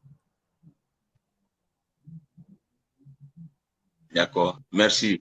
Et effectivement, ce que vous avez vu, c'était effectivement ça, c'était vraiment la fête. Vous voyez, j'ai même les sourires aux lèvres quand j'en parle. Tellement c'était émouvant. Moi, j'ai coulé les larmes plusieurs fois. Je disais toujours, vous voyez, le peuple à la base comprend la fédération, l'intérêt de la fédération. Donc, c'est les chefs là aussi qui retardent. Pourquoi et je suis bon, ils retardent comme ça là? S'ils sont là vraiment pour le peuple, pourquoi ils retardent? Parce que le peuple n'attend que ça. D'ici jusqu'à Mali, quand on explique l'objectif de la marche, c'est pas loin. On disait dans toutes les langues, on quitte Conakry, Bamako, à pied pour la fédération Guinée-Mali, pour que Guinée-Mali soit un seul pays. Petit, grand, vieux, tout le monde adhérait à la cause et priait les ancêtres pour nous, priait les dieux pour nous, et pour la réalisation de ce projet. Vous voyez, donc le peuple là, parce que ouais, la culture africaine, comme je l'ai expliqué plus haut, est fédéraliste, c'est déjà dans notre ADN. Voyez un peu. Donc quand nous sommes partis, c'est ce qui s'est manifesté là aussi au Mali. Vraiment, ils nous ont très bien accueillis avec tous les respects et honneurs. Et le président nous a aussi reçus dans son palais. Et pour nous, qui était un grand honneur et qui nous a écoutés valablement. Et le ministre des Affaires étrangères, M. Diop, lui, il a tenu un discours vraiment rassurant qui va dans le sens de notre objectif, qui va dans le sens même de ce qu'on a écrit dans notre mémorandum qu'on leur a émis. Parce que c'est ce que nous voulons, qu'il y ait la fédération, un seul pays, Guinée-Mali. En tout cas, s'ils sont là pour le peuple, avant la fin de leur transition, qu'ils fassent de la Guinée et le Mali un seul pays. S'ils ne font pas ça là, pour nous encore, ils ont raté, mais gravement, ils ont raté gravement. Et donc, on leur a remis notre mémorandum et les drapeaux et les significations de ces drapeaux. Et puis, nous sommes revenus en Guinée. En tout cas, il y a des bonnes attentes. Et depuis que nous sommes revenus, il y a des résultats. Parce que c'est là où il y a eu des délégations de Mali qui sont venues ici. Et le président d'ici même a fait participer les ministres au Conseil des ministres. Après, entre-temps, il a envoyé aussi les délégations d'ici au Mali. Et la même chose s'est fait là-bas. Et tout dernièrement, leur président de CNT et premier ministre, là, par intérim, sont venus encore en Guinée. Et ils sont en train de faire des trucs quand même. Comme moi, je ne suis pas la télé, je ne suis pas la radio. Mais de temps en temps, je vois passer sur Facebook, quand même, il y a des choses qui sont en train de se mettre de façon dans les instances de gestion de l'État. Mais nous, notre cible préférée, c'est vraiment le peuple. Parce que le vrai pouvoir se trouve avec le peuple. Mais c'est quand il aura compris qu'il a le pouvoir. Mais tant qu'il n'a pas compris qu'il a le pouvoir, ça ne lui servira à rien. Donc, c'est de faire cela d'abord. Ça va prendre le temps que ça va prendre. Mais réveillez le peuple. Ça ne sert à rien de vouloir défendre le dragon. Il peut se défendre lui-même. Réveille-le seulement. Donc là, le peuple africain est un peuple qui dort, est un dragon qui dort. Aux gens qui ont compris de le réveiller. Ça n'a qu'à prendre le temps que ça va prendre. Ce n'est pas grave. Si c'est 100 ans, ça trouvera toujours le peuple ici, là. Et ces gens-là vont en bénéficier. Absolument. Là, nous sommes vraiment dans un travail de réveil. C'est magnifique. Il y a quelque chose que j'ai vu que vous aviez écrit par rapport à ça et j'ai vraiment aimé ce que vous aviez écrit par rapport à ça. On parle de sentiments anti-français en Afrique de l'Ouest et en même temps, on voit beaucoup comme un remplacement de la Russie, comme s'il y avait la Russie qui venait en Afrique de l'Ouest aussi. Et puis, vous aviez dit quelque chose de très bon là-dessus quand vous dites que c'est la honte. Quand on est trop habitué à être subordonné, on peut renoncer à un maître, mais pas à la subordination. Un responsable ne confie sa vie qu'à soi-même. Une farafina responsable est mieux. Donc, pour vous, en fait, vous dites que c'est pas une affaire de changer entre la Russie et la France, quoi. Qu'est-ce que vous en pensez par rapport à ça? Voilà, c'est-à-dire ce réflexe toujours de chercher le protecteur ailleurs. C'est ce qui est aberrant, c'est ce qui fait vraiment mal. Vraiment, je peux comprendre que c'est la circonstance d'aujourd'hui, parce que nous sommes faibles, qui nous oblige à faire ça. Si je vois l'esprit dans ce sens-là, là, il n'y a aucun problème. Je sais que tôt ou tard, il va s'en sortir. Parce que ce n'est pas le moment qui importe, mais l'esprit est orienté vers où? C'est ce qui le détermine beaucoup plus que ce qu'il est en train de faire. Maintenant, dans cet appel de la Russie pour la protection, est-ce qu'on l'appelle pour nous protéger simplement ou que c'est un allié momentané en attendant qu'on ait nos racines aussi force comme voilà, c'est la même chose que Corée a fait. Quand Russie est venue les protéger, ils ont essayé eux aussi d'étudier dans l'armement jusqu'à ce qu'ils ont eu, ce qu'ils ont maintenant, ce qui leur donne le vrai pouvoir. Vous voyez? Mais avoir les Africains, on dirait juste, ils veulent envoyer l'autre protecteur ou dominant pour prendre un autre protecteur. Et le monde, c'est le monde des intérêts, il n'y a pas d'amis. C'est ce que j'ai dit. La Russie aujourd'hui peut se mettre, peut protéger par exemple aujourd'hui la Guinée face à la France ou face aux États-Unis, face à quel. Il peut le faire tant qu'il est en train de gagner un intérêt en Guinée plus que ses adversaires-là. Mais le jour où la Russie va se retrouver, il a plus d'intérêt avec ses adversaires-là qu'en protégeant la Guinée, mais il va abandonner la Guinée. Mais il va abandonner la Guinée. Si on ne réfléchit pas comme ça, on va se complaire dans ces protections-là et rester ça comme ça. Là. Non, ce n'est pas digne, ça, ce n'est pas noble pour un responsable. Un responsable, c'est celui qui prend sa vie en charge. Mais ça se comprend. C'est l'enseignement universalisé dans le monde aujourd'hui qui donne ça, qui fait ça. Regardez même les journalistes, les activistes, tout le monde est là. Droit de l'homme, droit de l'homme, droit de l'homme. Le monde ne sait pas qu'il y a un grand piège dans ce concept droit de l'homme. Un très grand piège qui irresponsabilise le peuple, qui inconsciemment, qui positionne le peuple comme leur dominant. Parce que celui qui réclame son droit, il donne le pouvoir à l'autre de gérer sa vie. C'est pourquoi il réclame son droit. Et puis, il attend que si l'autre ne fait pas son devoir, il agit. Donc, tu vis en fonction de l'autre. Mais par contre, celui qui est là pour accomplir son devoir, lui, il est responsable, il n'attend personne, il agit selon ce qu'il doit faire. C'est pourquoi, sinon, droits de l'homme et devoirs de l'homme ont été votés ensemble. Mais pourquoi le système fait plus la promotion des droits de l'homme que les droits de l'homme? Que les gens réfléchissent. Que les gens réfléchissent. C'est parce qu'il y a un groupe d'hommes qui veulent que les gens dépendent toujours d'eux. C'est comme ça qu'ils ont le pouvoir. Dans les concepts internationaux, que les gens se méfient ou qu'ils les étudient d'abord, qu'ils réfléchissent un peu. Pourquoi ils ont caché des devoirs de l'homme? Parce qu'ils savent qu'en faisant notre devoir, donc que les Africains aussi soient dans ce lot-là, ça se comprend, mais c'est dommage pour les Africains. C'est dommage. Absolument. Alors, les gens qui veulent vous supporter, comment est-ce que les gens peuvent vous supporter et où est-ce que les gens peuvent vous trouver? Et quels sont c'est quoi, vous voyez quoi comme avenir? Qu'est-ce que vous voulez qui arrive idéalement? Moi, ou en tant que notre organisation, parce que nous, les marcheurs, tu veux dire? Oui. Ah, voilà. Nous, notre objectif, c'est pas Paul, c'est pas Pierre, c'est juste la Fédération Guinée-Mali.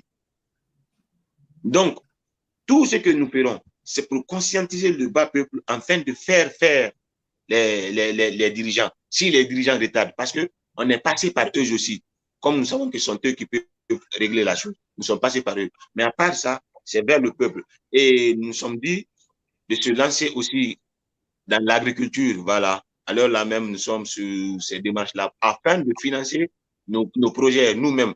Parce que si tu veux combattre un système, ce n'est pas le système qui va t'aider à faire ces financements. Donc, nous sommes lancés dans l'agriculture. Ça, c'est à 250 km de la capitale. C'est là-bas, nous sommes en train de chercher un terrain. Depuis qu'on est revenu là, nous sommes dans ces démarches. Voilà, c'est un peu ça. Merci Maintenant, beaucoup. Pour nous joindre, c'est sur notre Facebook, notre page Facebook. Là-bas, vous nous écrivez, ça peut facilement aller. On va terminer par cette photo magnifique où vraiment tout le monde est beau. Parlez-nous un peu, est-ce que c'est votre team un peu ou qu'est-ce qui se passe ici? Tout le monde est si beau dans cette photo-là. D'accord. Ça, c'était l'ouverture du festival international panafricain de Nguého, auquel je viens d'arriver. Et donc là, il y a les éléments des marcheurs, il y avait la délégation des marcheurs, c'était moi, et puis il y avait la délégation de la commission d'organisation des marchés de réception là-bas, au Mali. Et il y avait l'ambassadeur, parce que le Mali était le pays invité d'honneur. Donc, il y avait l'ambassadeur avec sa délégation qui vient du mouvement Yerewolo, Keba. Et il y avait les Gambiens, il y avait les Africains de la Gambie plutôt. Il y avait l'Africain de la Côte d'Ivoire, c'est celui qui est au milieu là avec les verts. Voilà, le vert noir là. Et lui, il a marché aussi Conakry. Il a fait partie de la marche Conakry-Bamako. Il nous a rejoint à partir des frontières quand nous sommes arrivés au Mali. Maintenant, les deux autres sont eux qui sont les membres. Sekou et Niagadou sont eux qui sont les membres d'organisation d'accueil au Mali là-bas. Voilà. Donc, c'était lors de ce festival, vraiment un festival à soutenir aussi en Afrique, vraiment. C'est le seul retrouvaille pour le moment pour les panafricains. Hein. Donc, tout le monde n'a qu'à s'y mettre pour les soutenir. Sincèrement, moi, j'ai beaucoup appris là-bas. J'ai beaucoup appris. Et j'appelle tout le monde de participer chaque année, quoi. Voilà. Merci. Merci énormément, Monsieur MIKHINDÉ DAALINDÉ. Est-ce qu'il y a une dernière chose que vous voulez dire à notre public avant qu'on vous laisse partir? En tout cas, on apprécie énormément ce que vous faites pour l'Afrique. Moi, je vous suis là pendant un bout de temps. J'ai suivi la marche, j'ai vu les initiatives que vous avez faites et j'ai vraiment apprécié. Et j'aimerais justement que tout le monde sache, je veux que mon public sache, je veux que les gens ici au Canada sachent ce que vous êtes en train de faire et que s'il y a des gens qui doivent se joindre à vous, vont se joindre à vous.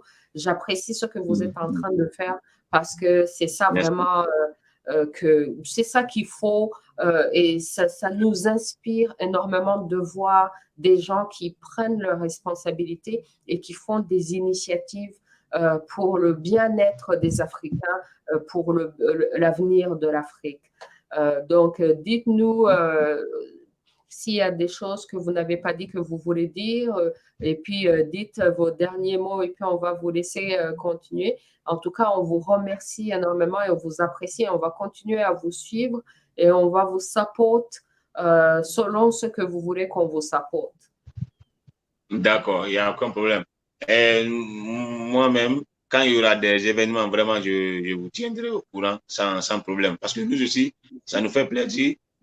Quand même, quand tu fais un travail quelque part et que tu entends, il y en a d'autres de l'autre contrée de la planète qui s'intéressent à ce travail, qui vous regardent. Vraiment, et merci de nous le faire savoir. Et merci pour tout le soutien que vous êtes en train de faire déjà. Et c'est ce que nous demandons. Comme on le dit toujours, la cible, c'est toujours le peuple. Que le peuple se réveille. Que le peuple se réveille. Que les soi-disant présidents de l'Afrique, ces présidents de l'Afrique, qui se donnent la main, qui deviennent un seul État, parce que individuellement, personne ne va s'en sortir. Qu'ils se rappellent, au moment où le colon était présent sur notre terre et qu'il nous dirigeait, il nous dirigeait dans une fédération qu'ils ont mis en place, dirigée par un gouverneur qu'on appelait AOF. Ça, c'était l'Afrique. En Afrique de l'Ouest, AEF. La France, c'était dans une fédération. Pourquoi, quand ils partaient, dans leurs conditions de partir, existait le fait de disloquer cette fédération? Pourquoi? Que les gens comprennent, toute proposition du colonisateur pour le coloniser, c'est de le maintenir dans sa situation de coloniser. Et c'est tout à fait normal, parce que personne ne veut perdre ses privilèges. C'est tout à fait normal. Mais en nous de nous réveiller, que les gens comprennent le monde d'aujourd'hui, c'est le monde des grands blocs. Nous voyons la Russie, nous voyons les États-Unis, nous voyons la Grande-Bretagne. Comme vous êtes dans une fédération là-bas. Pourquoi les Africains pensent aller dans ces divisions-là et gagner?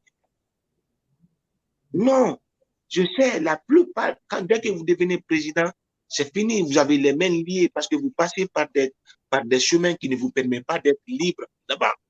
Que les Africains soient décomplexés. Et pour ça, vraiment, c'est dans nos programmes éducatifs, qui prennent le programme éducatif des jeunes. Un dirigeant qui est soucié pour son peuple, se soucie de sa mentalité, de sa réflexion, de sa façon de penser. C'est très, très important. Bon, je sais que quand vous me laissez parler là, je vais parler. Donc, je vais me limiter là. Merci beaucoup. En tout cas, c'est tout ce que je peux vous dire. Merci pour tout ce que vous faites.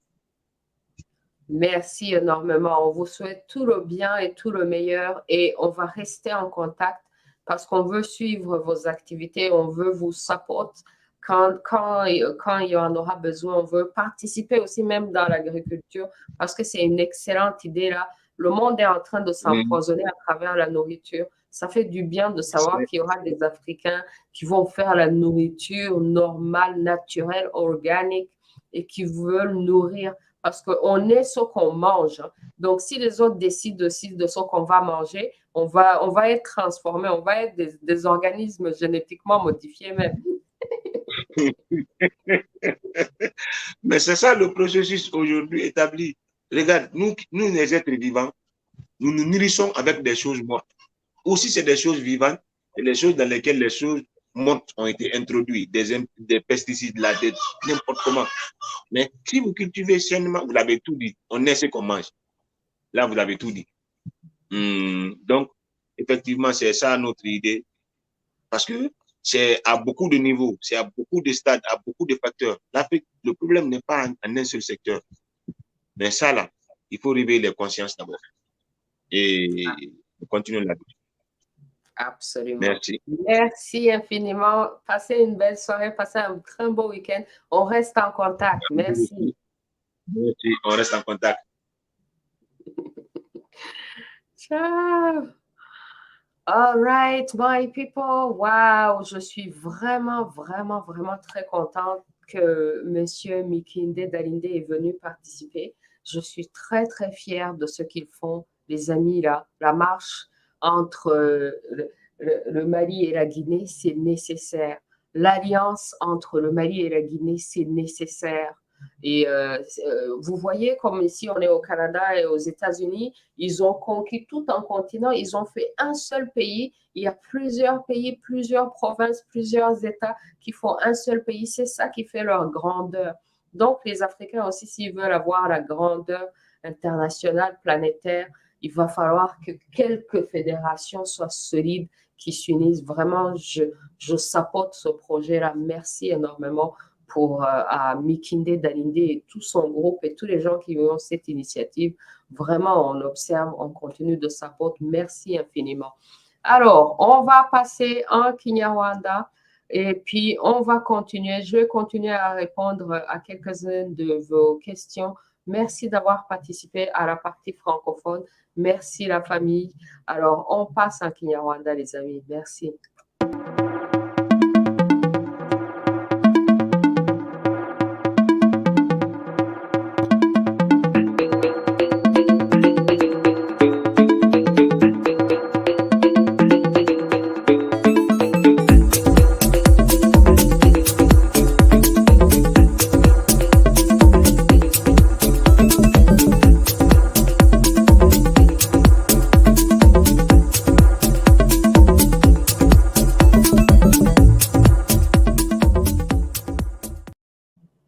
My people, okay, tugarutse mu kinyarwanda yewe twakoze turu y'isi nakwambia twakoze turu y'isi tugarutse mu kinyarwanda twari tugeze hese twari tukiriho kuvuga iby'abacyaba reka tuhera aho Mimi ati ni umucyabakazi with pride biriya rero bintu by'intuza nyine nababwiye relationship mfitanye n'abacyaba biriya bintu nakubikozeho research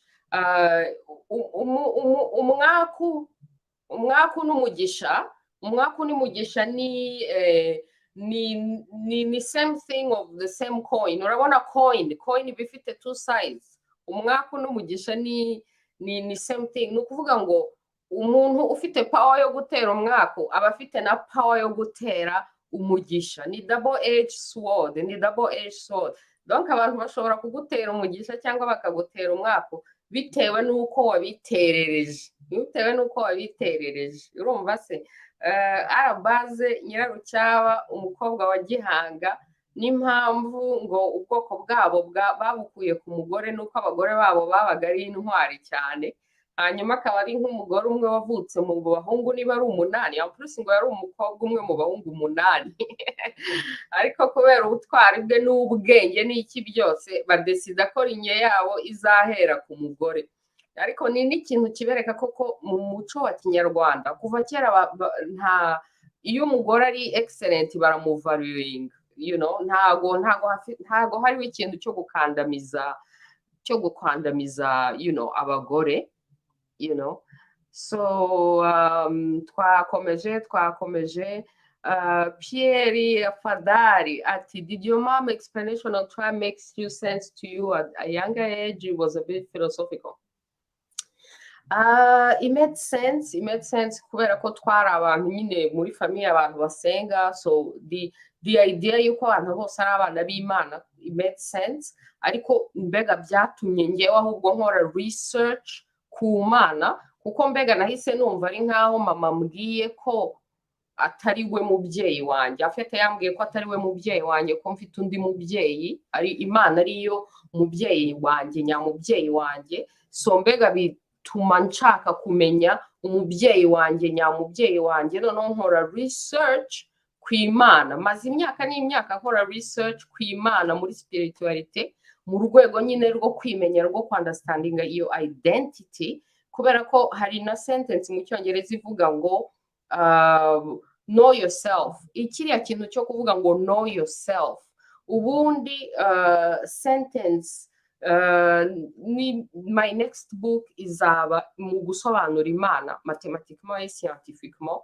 nkurikije research nakoze kugira ngo nyine twumve uwo mubyeyi wacu right rero mu rwego rwo kwimenya gushaka kwimenya kumenya Imana bigufasha kwimenya urumva se hanyuma iyo wiga kumenya Imana niko kwimenya niko kumenya Imana kubera ko turi umwe n'Imana you know what I mean hano haracyushye baba we ngiye gukuramo rino koti umubyibuho uranyishe sinzi niba nyamwe murabizi ukuntu twari twarafungiranywe abantu bakabyibuha ubu nkeneye kujya muri gym ariko ubushyuhe buranyishe anyways dukomeze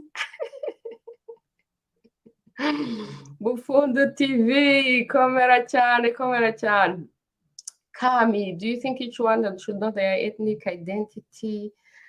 Kubera ko abanyarwanda ethnic identity byabo byabaye so confused urabona ntabwo tumeze nk'aba Nigeria bafite abayoruba Igbo bakandi bakaba ari so proud bashobora no kugira nk'ubu ngo cultural association ibaza ariko association culturelle reba hano association culturelle Yoruba Social and Cultural Association of British Columbia urumva se ibaze haramutse hagize abanyarwanda bavuze ngo Hutu Social and Cultural Association cyangwa ngo Tutsi Social and Cultural Association rero kubera ko abanyarwanda bafitanye ikibazo ntago byoroshye cyane abanyarwanda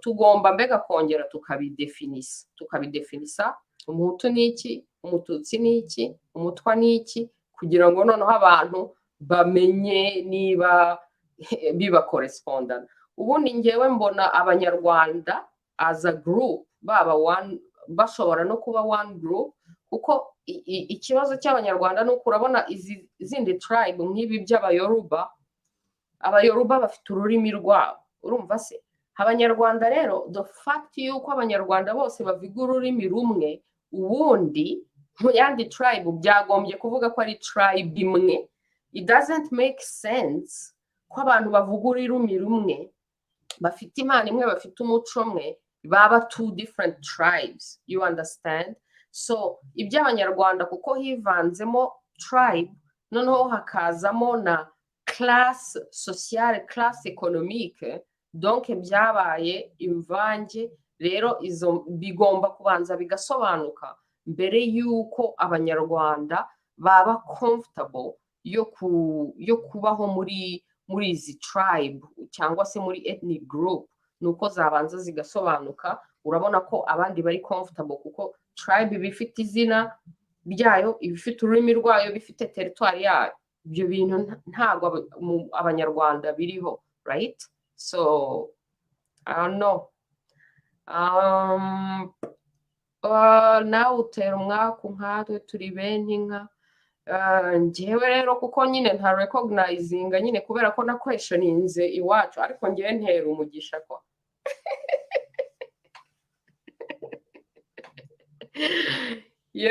abacyaba ni bene wacu ubwo murabyumva nigeze no kubitangaza so abacyaba hanyuma bungura sinzi nyine bambwiye ngo umwe ni umucyaba ngo undi ni umwungura ariko bagafata abacyaba kuko babikuye kuri papa wabo ariko nk'abakweshoninga nitse ku bwoko mu gukura ku mugore ariko mukamwinheritinga from abagabo you know and then kuri side ya mama bambwiye ngo abagesera n'abazigaba njyewe rero buri gihe mfata izo inheritance zose urumva se icyo kintu ni na mama wigeze kubimbwira kera yarambwiye ngo umuntu afata inheritance afite zose byose urabifata ukabyincorporatinga muri wowe kuko biraku-enrichinga, you know, biraku-enrichinga. The more you have, the more great things that you can take from each one of them.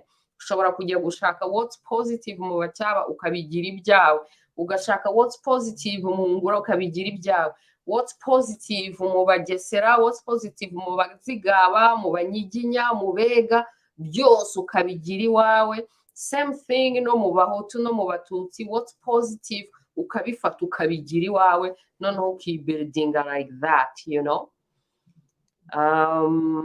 Aho tuva twese ni ku mugore nyirarucyaba, umukobwa wa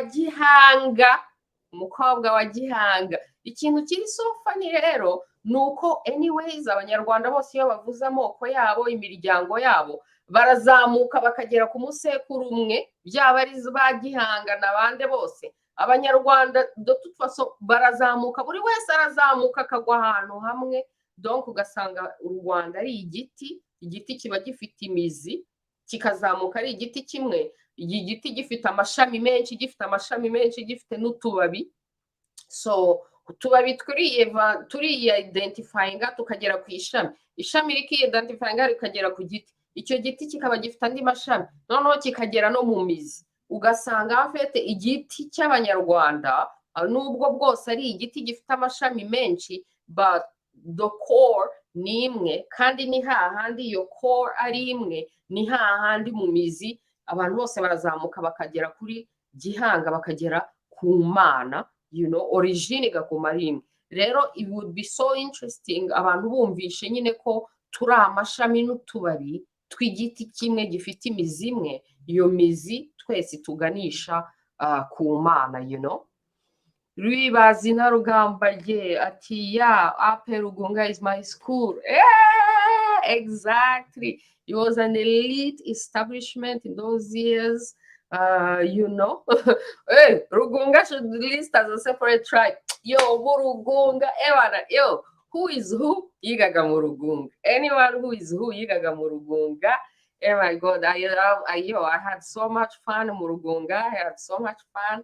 Kamembe, abana twiganye mu Rugunga, murabizi ngo duhurire Kamembe ducapane. And then ikintu nakundaga cyane ku munsi w'amanota twagira Imana, hakaba abana b'abasazi bajya gusabagiza abaforoderi tukarya bombo. Abantu uyu munsi iyo mbitekereje mbona ari ibintu bya fake cyane. Urumva se abana bakoraga, ariko twebwe nk'abana icyo gihe mbega byabaga ari fun so much, kuko namwe nimwibaza umuntu ni umu entrepreneur, ni umuhasra, yiguriye agakarito agiye gucuruza bombo ku ishuri ry'abana b'abakire, you know, abana bahuzi who anybody muri mu mujyi. It was like one of the best schools muri Kigali. Noneho rero abo bana aho kugira ngo bagure n'izo bombo ku munsi w'amanota, agakubita igikarito cy'umuntu was struggling, wigiye kwishakira ari kwiremera uturimo, yaje gucuruza igikarito bakakikubita, habaga umwe agakubita igikarito akirukanga, noneho abandi bagasigara batoragura bombo. Iyo mbitekereje numva vraiment abaforoderi barasagariwe, ariko back in the days byabaga ari fun bya hatari. So I would like to take this opportunity to apologize kuri bombo z'ubuntu zose nariye kubera gusabagiza ebana kabisa niba hari umuforoderi wasavayivinze ebana murimo byibuze nka $20 kubera ko bombo naraziriye I'm so sorry my people naraziriye Ronald Rossi said now I'm looking for my tribe. I think I'm Mubanda, Kibanda, which is why my grandfather told me, yo, Kibanda, Kaibanda, You know, like this guy tuvanyeho mu gifaransa yavugaga ukuntu abantu ari bamwe muri Mali na Guinée.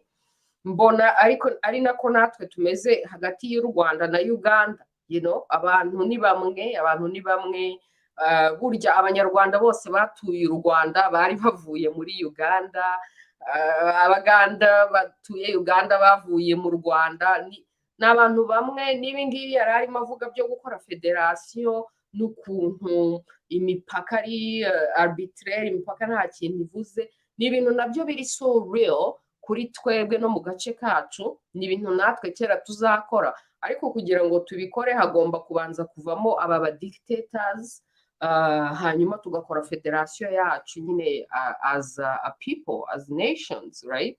Kuko mbona natwe tumeze kimwe nyine nk'uko Guinea na Mali ari same people, ni nako u Rwanda na Uganda n'u Burundi, you know, same people.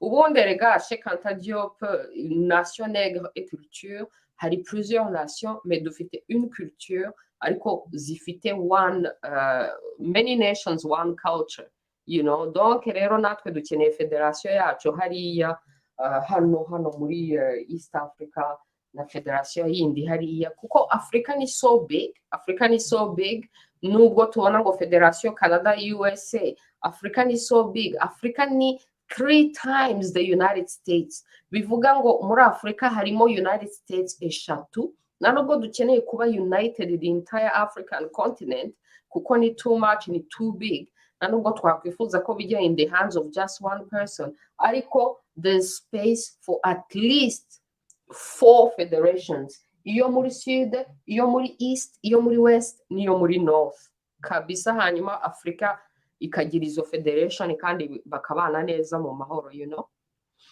Iradukunda bless yo Ismael, ebana igifaransa nyine nawe urabyumva twagiciyemo, twarobrije kugicamo kukuriya muntu ibintu bari gukora muri West Africa, ebana ni byiza cyane, kandi murabibona ko banakiriwe nyine n'abayobozi baho, barakiriwe muri Mali, urumva barakiriwe muri Guinée. Bivuga ngo abayobozi ba hariya bumva, barareba bakumva la jeunesse africaine ibyo irimo ikora, hanyuma urabona ko n'aba perezida babo basigaye nabo basabana, rero urumva igifaransa nyine unfortunately turacyafite abantu benshi bavuga igifaransa hariya muri West Africa, ntago twabignoringa, ahubwo avantage dufite hano ni ukuba tuvuga izo ndimi zose, noneho tukaba twabasha kugira conversation panafricaine, baba ari abavuga icyongereza, baba bari abavuga igifaransa, nabo nyine tukabagira nyine, which is why nkunda n'iki gitabo ukuntu banditse version ebyiri, bafite iy'igifaransa bakagira n'iy'icyongereza, izo ni main language hano ku isi, ku buryo nyine umuntu uzivuga zombi ari avantage ikomeye cyane, ni izo audience zombi zirakenewe kwa, you know. Tuyi Antoinette, merci d'être là, ebana kabisa, oui à l'Union africaine kabisa. Ansira Kabanyana Gasasira, wamubonye se.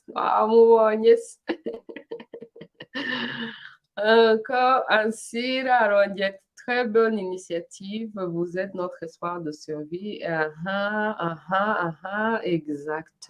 Exactement. Nuko ati c'est les dirigeants dirigés malheureusement, exactement. Hanyuma Donatien Kabuga, bravo à MIKHINDÉ DAALINDÉ pour ses initiatives. Donatien Kabuga, merci encore. Donatien Kabuga last week yaraje aratubwira aradusobanurira tubwira aho kesi papa wabo igeze. Merci pour ça.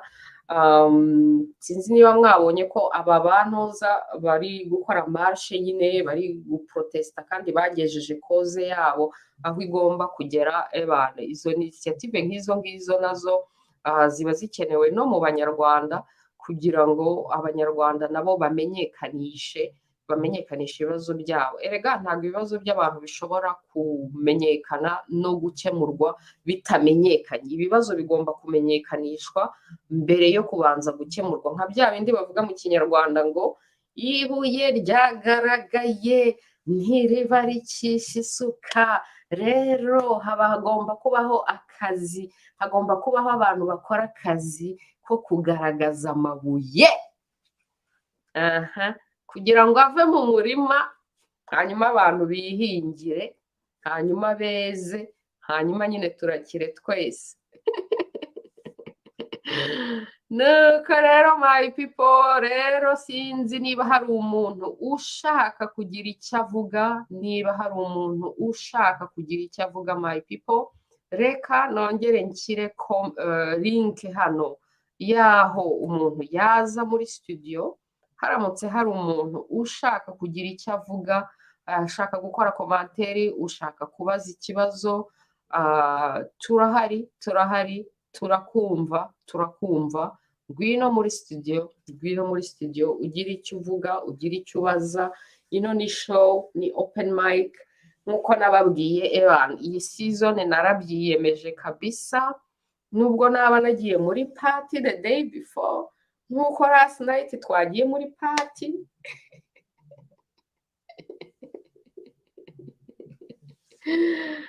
Again, mbereke se udufoto twa last night ibintu twari turimo. Oh man. Kanze mbiherekere nk'agafoto nka kamwe cyangwa tubiri.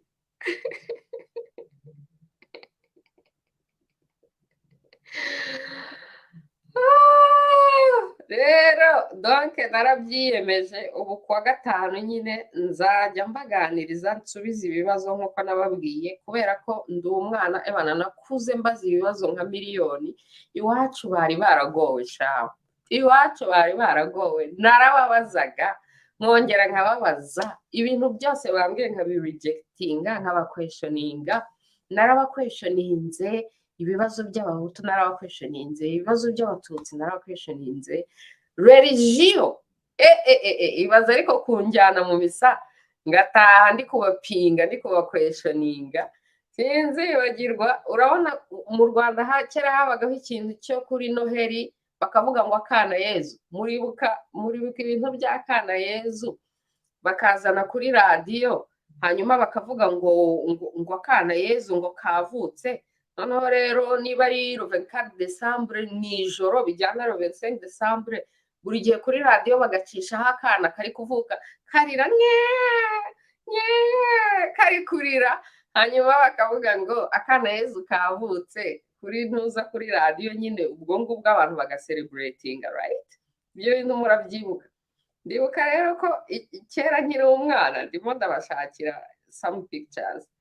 Kera nkiri umwana nuko batumvisha akana Yezu one time. Urumva one year batumvisha akana Yezu. Rero the next year turongera dukora veye.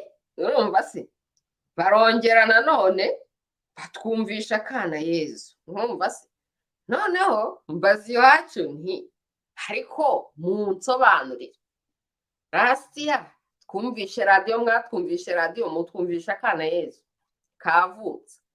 This year twumvishe radiyo, murongeye mutwumvisha akana Yezu akabebe karimo kararira nye kavutse. None se akana Yezu ntago kajya gakura, donc karavuka hanyuma kagasubira mu nda ya mama wako, hanyuma kongera kakabyara the next year.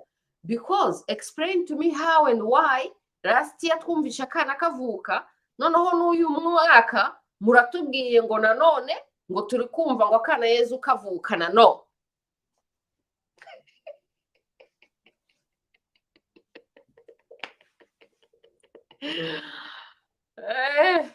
Iwacu bari baragowe, narababazaga ibintu byose bamwe narabikweshoningaga nkongera nkabikweshoninga mpaka mbega bakampa ibihano. Buri gihe nahoraga ndi mu bihano byo kubera ko nabajije too many questions.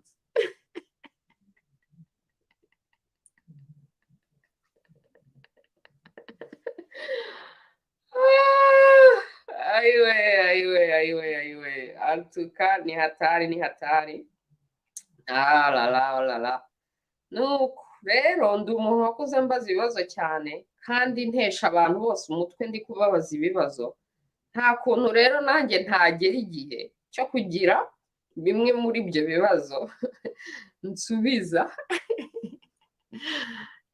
Niyo mpamvu rero navuze ngo finally, urumva se, finally ngomba kujya nsubiza some questions, urumva se. Rero niba hari umuntu ufite ibibazo cyangwa niba hari abana mbega bameze nkanjye, abana bakura nyine babaza too much questions, na abo bana muzabanyohereze hano mbega nanjye nishyure ibibazo byose nabajije. Nanjye nsubize some questions, urumva se, kubera ko at the same time urumva nabazaga ibibazo nka miliyari, noneho ibibazo byinshi iwacu nta n'igisubizo babaga bafite, noneho nkaboblige yo kujya kwishakira ibisubizo. Urumva nk'ibyo ngibyo mama ari kumbwira ngo turi abana b'Imana, I was like donc nta nubwo uri mama wanjye amfete, ntabwo uri mama wanjye, none se niba turi abana b'Imana donc ni ukuvuga ko ntabwo uri mama wanjye, uriya si papa wanjye, donc Imana niyo mubyeyi nyamubyeyi wanjye. So which means ngomba kumenyana n'Imana, kuko daheri abanyarwanda bari kuvuga ngo Imana niyo ishobora byose, kuko daheri mwebwe nta n'ikintu mushoboye.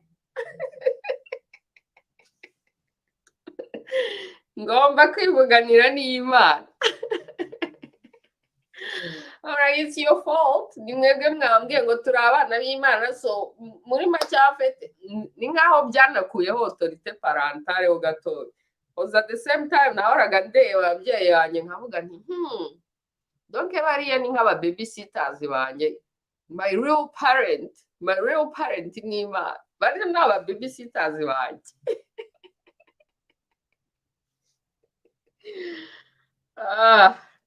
Ababyeyi baragowe nakwambiye.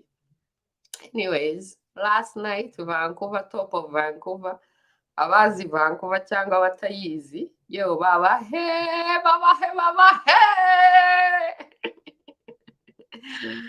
Yo, top of Vancouver, we had such a great time. Abantu bo nicara rega, abantu bari gutera ibiparo, twagize ibihe byiza.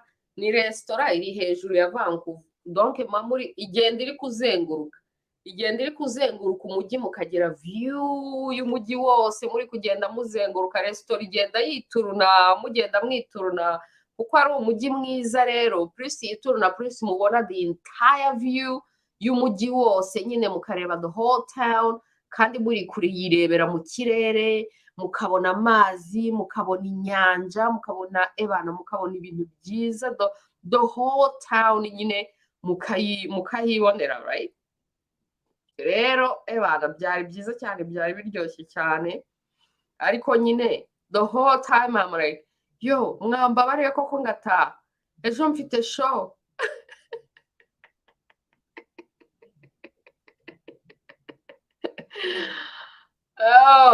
Ariko narabyiyemeje rero niyo donc naba naraye muri party kabisa, nzajya ngerageza kuwa gatanu nze gusubiza some questions. Ubundi rero hano muri Vancouver dukora na show zo kugenda gukavaringa events, nkuko nyine twagiye muri ya event nababwiye ya Yoruba. Show yayo irimo iratangira kuyaringa, twakoze 2 parts. Part 1 irayaringa this week kuri SHA, part 2 izayaringa next week kuri SHA. SHA rero igaragara Vancouver na za Calgary, mushobora kureba. SHA rero ifite building ya SHA, dore sinzi niba mubasha kubibona. Reba hano kuri ifite building nayo igaragara muri ariya ma building yose. Yo, on the top of Vancouver, so much fun. We had so much fun, I'm telling you, my people. Anyways, ariko ndavuga ni hahandi umunsi ngomba kubyuka ngakora show, ngomba kubyuka ngakora show. Uko byagenda kose icyaba cyabaye kuwa kane cyari cyo cyose ni hahandi nzajya nza kubaganiriza nsubiza ibibazo byanyu niba hari ibibazo mufite. You know, nuko ndakeka avuga ati nibyo rwose amaguru yagomba kugaragara. Absolutely, absolutely. Hanyuma Bufundu TV ati wowe ntuzanseke iby'iroma bipinga ko yo I grew up questioning everything kubera ko njyewe nakuriye muri church yo nari no muri ba bantu bagenda gukina théâtre. Urabona théâtre zivuka rya Yesu n'iki byose nari muri ba bantu bamemoriza ibintu ndibuka tukiri abana bakaduha ibintu byo kumemoriza tutanabyumva biri nko mu gifaransa cyangwa mu cyongereza tukamemoriza ibintu tutanabyumva tukajya imbere mu rusengero tukakina théâtre. And I was like, yo, ngomba kumenya ibi bintu byose baba batubwira, ngomba kubimenya. Dore ni na gutyo niroturuye ndi kujya muri Egypte, koze murabizi neza ko muri Bibiliya baba bari kuvuga ngo Umwegiputa, ngo Abayisiraheli, ngo ibiki n'ibiki. Yo, ibyo byose nakoze research nkaho mbega Bibiliya ari igitabo cy'amateka. I was so disappointed growing up discovering ko Bibiliya ari igitabo politike. Urumva se kuko nari narize Bibiliya so much, I was so disappointed yo gukura nkiranda konte ko Bibiliya ari igitabo politike bakoresheje mu gushaka gukoroniza no kwica abanyafrika kandi kirimo ubundi inkuru nziza zifasha abantu ariko akaba ari n'igitabo politike. But it's so important gushakisha spirituality y'abanyafrika original. Igitabo cyanjye rero ndi kwandika kizakurikiraho narangije kwandika kivuga spirituality, kivuga Imana, kivuga amategeko y'Imana. Nigize nka Moses mbega wagiye mu musozi hanyuma akamanuka agarukanye amategeko 10 y'Imana. Ebana nanjye nigize nka Moses njya muri montagne nsoma montagne y'ibitabo ngarukanye igitabo cyanditsemo uburenganzira 10 umuntu ahabwa n'Imana adashobora kwakwa n'abantu. Mbega ni nk'amategeko 10 ariko ngewe ni uburenganzira 10 umuntu ahabwa n'Imana adashobora nko kwaka abantu. Bya bindi bavuga ngo ikiremwa muntu ibiremwa by'Imana nabyo ni ubuhe burenganzira ibiremwa by'Imana bifite abantu badashobora kutwaka. Kuko urabona habayeho ibintu bya pandemic, habayeho ibintu by'amaguverinoma yo gutaking away freedom z'abantu ngo kuko utumvikana na guverinoma bagataking away freedom. Ni izihe freedoms and rights dufite dukura ku Mana abantu badashobora kutwaka? Nibaza ko ari ibintu bikenewe cyane no mu Banyarwanda kuko Abanyarwanda ari peuple ikandamizwa n'abayobozi b'Abanyarwanda bakunda gukandamiza le peuple cyane. Nibaza ko le peuple duhereye ku Banyarwanda bakeneye ikintu kibabwira uburenganzira bwabo, kibigisha uburenganzira bwabo ku buryo bitazongera kubaho, bitazongera gushoboka ko umuyobozi akandamiza le peuple. Rero ndi muri liberation spirituelle ariyo izazana na liberation mu buzima busanzwe. Ndi muri education mentale spirituelle ari byo bizana liberation. All right, my people. So niba rero nta muntu wundi ushaka kuza muri studio natanze link, niba nta bibazo biriho twebwe turi Friday, ubwo ngiye gukomeza Friday kubera ko ninjoro nakwebye abantu ngataha kare. Ndi kuvuga ngo mfite show y'uyu munsi, twavuze mbega ko ari time out, tuvuga ko turi bukomeze the party today. So ubwo najya muri gahunda yo gukomeza the party today. Kera ngewe niberagaho nkora party gusa nta kindi kintu nari nshinzwe uretse party. You know, abantu basomye my Facebook may know something about that. You know, I was all about partying, yo. Ariko rero nabaga ndi no gucelebrating ngo ko na survivinze u Rwanda yo. My first years muri Canada, it was all about partying, celebrating. Ngo ndimo ndashimira Imana ko narokotse Abanyarwanda. Sha narakatse Abanyarwanda inshuro igihumbi. Nzahora mbishimira Imana. So my first years muri Canada was all about celebrating ko narokotse Abanyarwanda. Noneho nyuma ngerageza ndavuga ariko se ubu nzabaho muri pari gusa reka ngire n'icyo marira humanité mu rwego rwo gushimira Imana ko narokotse, reka nanjye ngire icyo ngivinga back. Niko gutangira izi initiative zose ni mu rwego rwo gushimira Imana. Ni mu rwego rwo gushimira Imana ibintu nkora. Niyo mpamvu nta n'umuntu ushobora kumpungabanya cyangwa se ngo ndatinya ngo biki no. Uko ibintu nkora n'ibintu nadesize gukora ni ibintu nabanje gutekerezaho igihe kirekire cyane, ni ibintu nabanje kwigira, ibintu mfitemo extensive expertise and training, kandi ni initiative personnel yanjye mu rwego rwo gushimira Imana umugisha wose nagize, umugisha wose Imana yampaye, ibyiza byose Imana yampaye, nanjye this is my giving back ku Mana, not even ngo kuri community cyangwa muri society, no, ku Mana. Kubera ko iyo idea yo kuvuga ngo ndi umwana w'Imana kuva kera nkiri umwana, mbega ibintu byo mu mashereka namwe murabyumva. Rero kugera aho ngashaka gukorera Imana, mba ndi gukorera umubyeyi wanjye, nyamubyeyi wanjye, noneho ndi kumwitura iyo neza nagiriwe n'ubuntu nagiriwe bwo kuba nkiriho na privilege zose nagize mu buzima. You know, ikindi kintu nshimira Imana cyane ni ukuba ntarigeze na rimwe mu buzima nkandagira muri refugee camp. Urumva Abanyarwanda benshi babaye impunzi, you know, ndimo ndasoma ama stories ari muri iki gitabo. Abantu benshi babaye impunzi, abantu bajya mu ma refugee camp, abantu bajya mu mashyamba ya Congo, biki n'ibiki. Like kimwe mu bintu nshimira Imana kandi bikatuma nshaka kugivinga back is the fact yuko Imana yaraturinze, iraturokora, hejuru yo kuturokora, hejuru yo kuturinda, iturinda ibintu bibi byinshi cyane, noneho inaturinda nuko njyewe ku giti cyanjye nta na rimwe ndakandagira muri refugee camp, nubwo bwose nabaye impunzi, nubwo bwose ndi impunzi, ariko the fact yuko ntarakandagira muri refugee camp ni ikintu gikomeye cyane kuri njyewe. Nshimira Imana kuko mbizi neza ko refugee camps ziriho, kandi mfite inshuti zabaye muri refugee camp, kandi nzi neza ukuntu abantu babaye muri refugee camp babayeho nabi cyane, babaho nabi cyane, si Abanyarwanda gusa, n'Abasomali, n'Abanyetiyopiya, n'Abasudanese. Urumva se kera muri Kenya habagaho ngo Kakuma camp. Urumva se abantu benshi cyane babaye muri refugee camps, si Abanyarwanda gusa.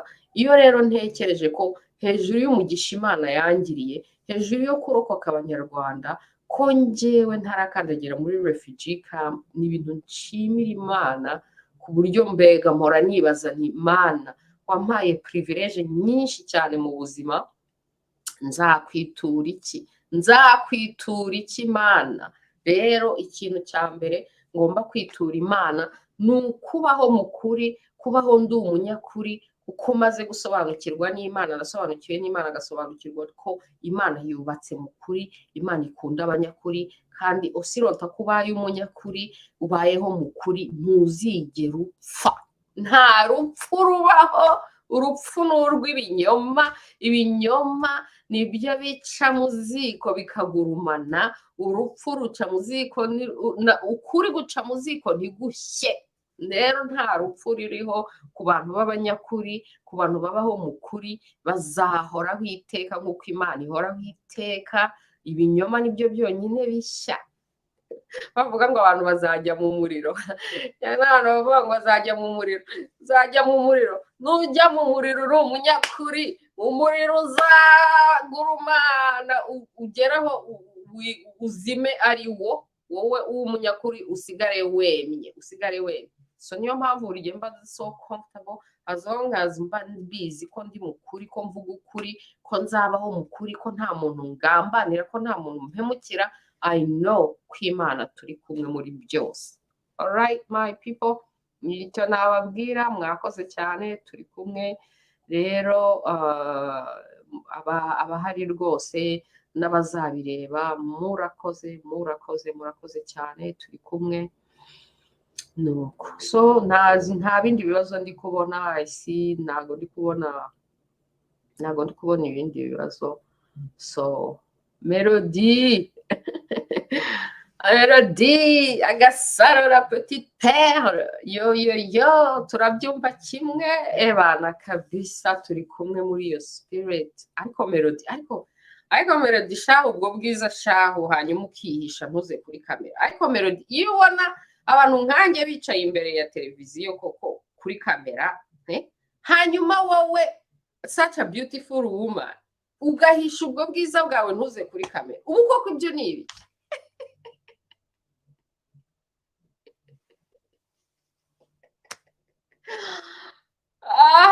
Yo, television, do you know how much television loves beautiful people?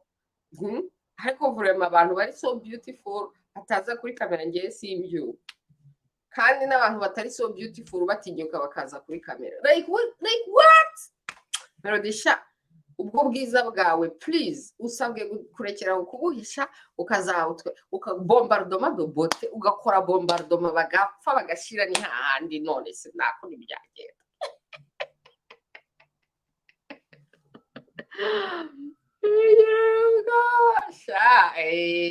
Erega shaho none se banza kugomba kuvura ubwo.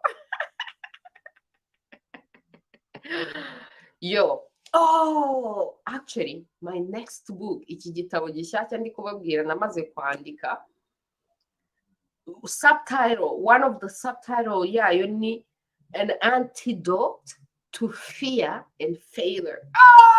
My goodness, reka nanabyandike. Antidote.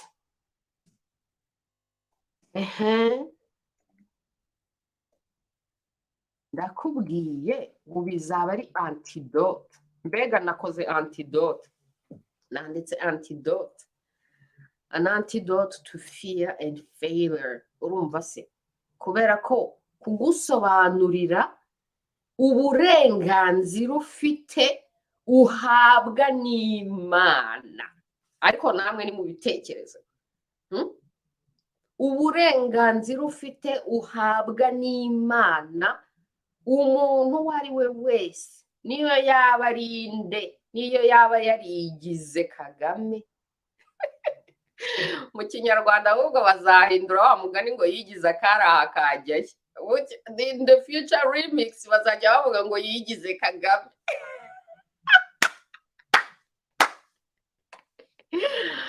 Yo, ndakubwiye ngo ufite iyi knowledge bihinduka ngo antidote to fear and failure. Hahandi ubona abantu bose batinye, abanyarwanda bose batinye, ukaza uriya lezi uri kuvuga uti uriya se si musaza wanjye, ku Mana ni musaza wanjye, ku Mana twese turi abana b'Imana, yantwara iki? Yanyica.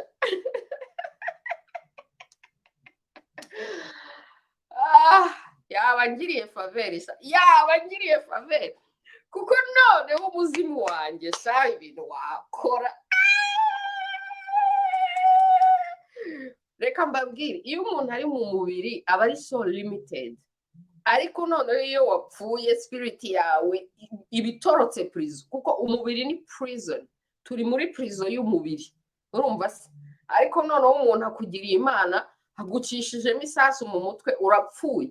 ebana iyo spirit yawe noneho ibaye liberated, ni nko gufungura umuntu prison, ni nko kurasa prison akarasa ingufuri yayifunze prison, noneho ugasohokamo, noneho umwuka wanjye with my entire spiritual power iri imprisoned muri uyu mubiri kugira ngo ngere i Burayi, ngomba kujya kugura itike y'indege, ngomba gufata itike y'indege, ngomba kujya mu ndege nkagenda kuri aeroport nkajya i Burayi. Ariko aramutse angiriye Imana akandasa ngapfa, spirit yanjye ikaba free, yo mu isegonda imwe ndi ku isi yose.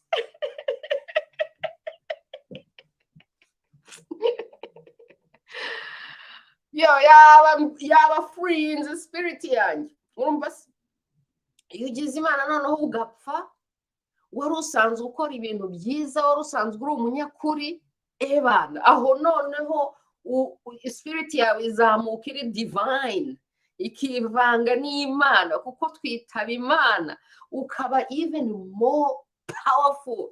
Niyo mpamvu mubona abantu bose twemera, all the heroes bagiye, abantu bose twemera amazina yabo, dushobora kurondora amazina, baracyari so powerful despite the fact yuko babaye assassinated, barishwe years ago, baracyari so powerful kubera ibintu bakoze bakiri mu mubiri. Noneho rero abantu bakibwira ngo kubica ngo ari ukubica ngo babazimije, no, ahubwo kubica frees the spirit, noneho iba even grander and more powerful than ever. So uzanyica, haramutse hagize umuntu unyica, njyewe namushima nkanamushimira kuko yaba amvanye muri iyi prison.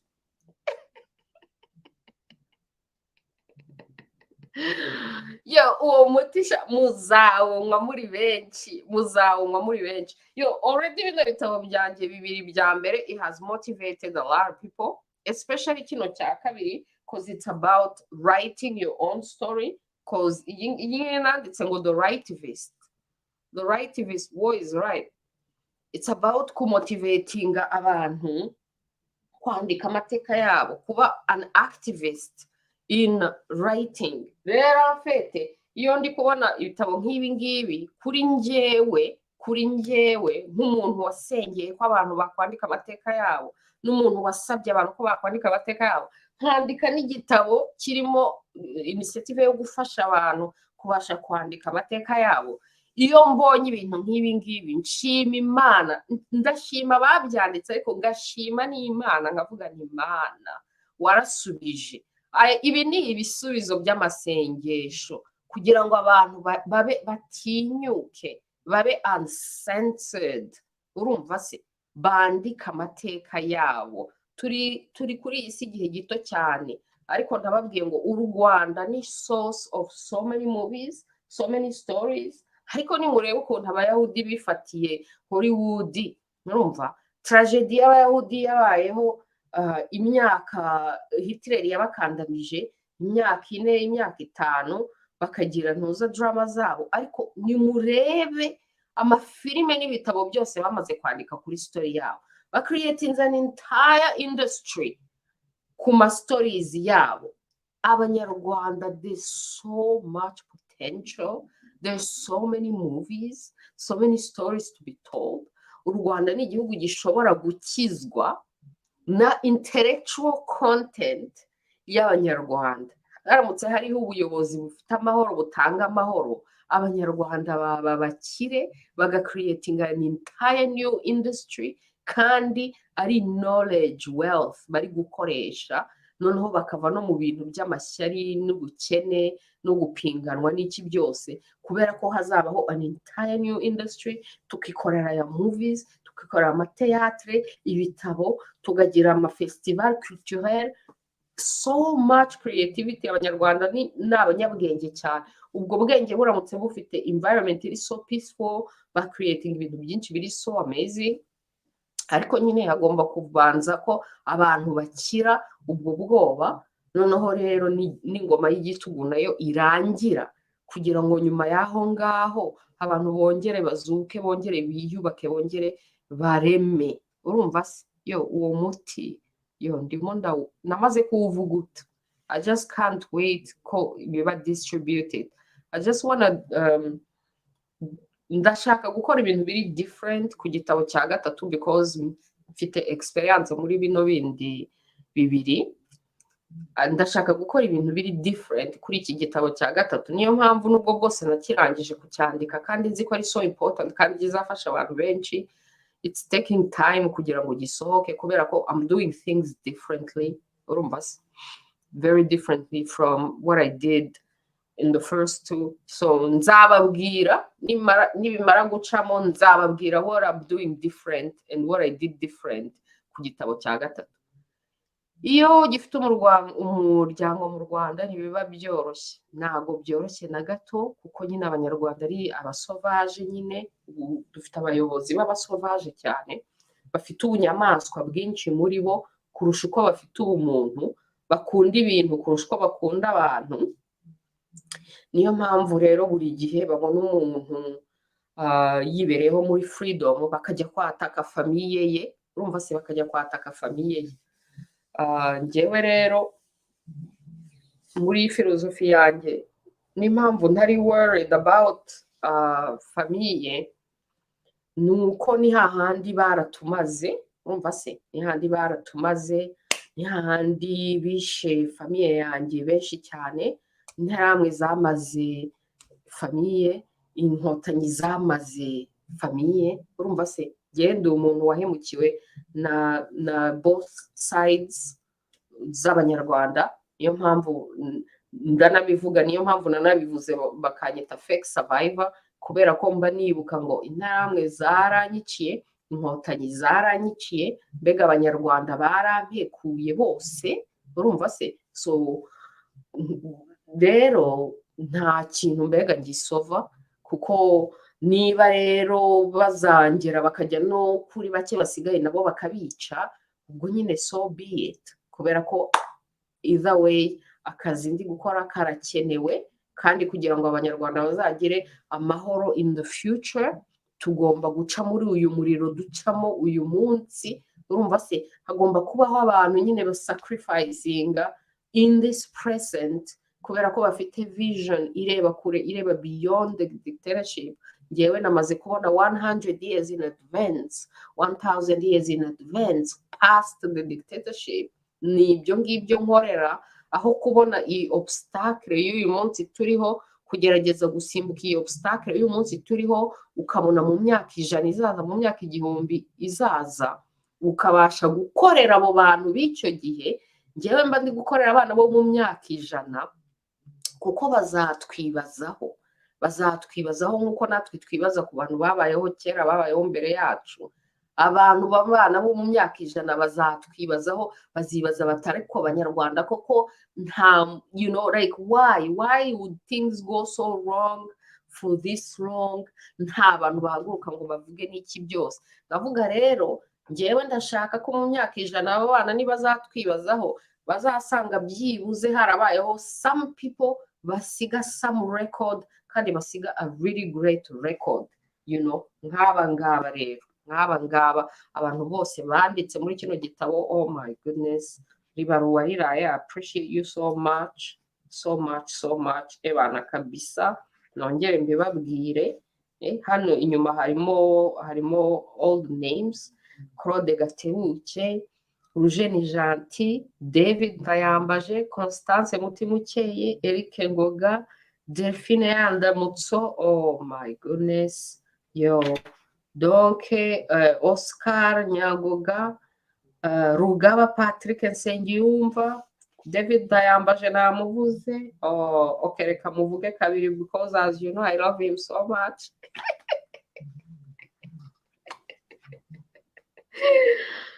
Yo, mwarakoze kabisa. Can't wait kubaganiriza kuri iki gitabo. Nuko Kagoma, egre Kagoma, guruka, egre Kagoma. Hako reka nkwereke igitabo cya Kagoma mfite hano we. Iki gitabo se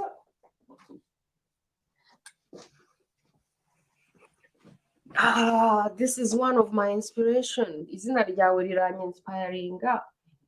N'intuzana nuko kuntu wiyita ngo egre kagoma iki gitabo so murakizi umugani wa Afrika guruka kagoma guruka yo ni igitabo cy'abana but I love it so much kuko nanditse n'igitabo cy'abana ntarabonera minzi zo gupublishinga.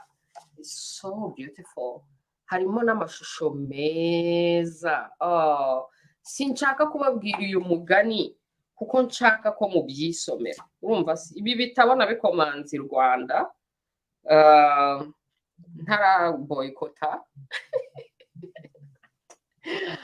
ariko you know what sinzi niba nza boycott ibitabo biva mu Rwanda because I love books so much. I don't think I would ever boycott books yo ibitabo hano ni muri ntuza muri edition Bakame nabiguze i Rwanda ejo bundi barabinyohereza edition Bakame so beautiful.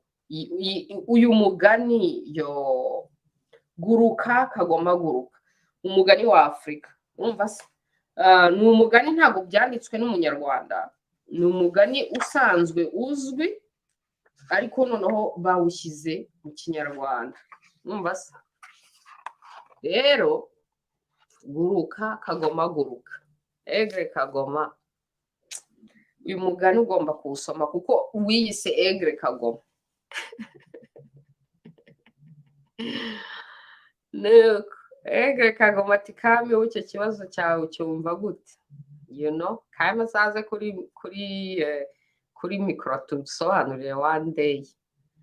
Ngiye Melody ya Gasarati nawe uri uwo gushimira ngiye navuze ngo muzategereze mpfe mbere yo kunshimira ejo bundi Ariane yaramambwira ngo azankoraho vendredi gratitude mpita mubwira ni never ever muzategereze mpfe mbere yo kunshimira. Abantu osironta ko tukiriho wasanga ari nayo mpamvu abanyarwanda bategereza ko umuntu apfa mbere yo kumushima kubera ko abantu tayo osironta ko umuntu akiriho umuntu n'umuntu ashobora kukudesova. Rero nibaza ko ariyo mpamvu abanyarwanda bategereza umuntu agapfa noneho bakabona kumuvuga kuko amfete iyo wapfuye igitabo kiba kirangiye clôture. Ni nk'uko udashobora kujudginga igitabo no gushima igitabo utarakirangiza completo because who knows maybe in the end birakugira. Rero ngewe naravuze nabyo kunshima mukanshime muzategereze nzapfe kubera ko nimara gupfa aho niho muzaba mumenye the final sentence y'ukuntu uwo muntu yabayeho mushobora noneho gushyira ku munzani koko. Rujeni jati ariko mushyizeho question mark. Rujeni jati mushyizeho question mark y'ikiwa ati ngo rahira ngo cyitwa ngo kijyo cyitwa guruka kagoma guruka umugani wa Afrika. Urumva se so ni igitabo wundi ntago cyanditswe n'umunyarwanda. Original title yayo yitwa Fly Eagle Fly. Original title yayo yitwa Fly Eagle Fly cyanditswe n'umuntu witwa Christopher Grigorowski. Sinzi niba n'umuntu wabyanditse ari umuntu uzi. So anyways umugani wa Afrika. Uyu mugani guruka kagoma guruka wasemuwe mu kinyarwanda na Utaruhijimana Valentini abivanye mu gitabo cyitwa Fly Eagle Fly. Ari umugani waciwe na James E.K. Egre wandikwa na Christopher Gregorowski ushushanywa na Niki Dari. So ni umugani uzwi cyane ariko noneho baciye noneho bawushyize no mu kinyarwanda. So it's really you know akugurira gurasi.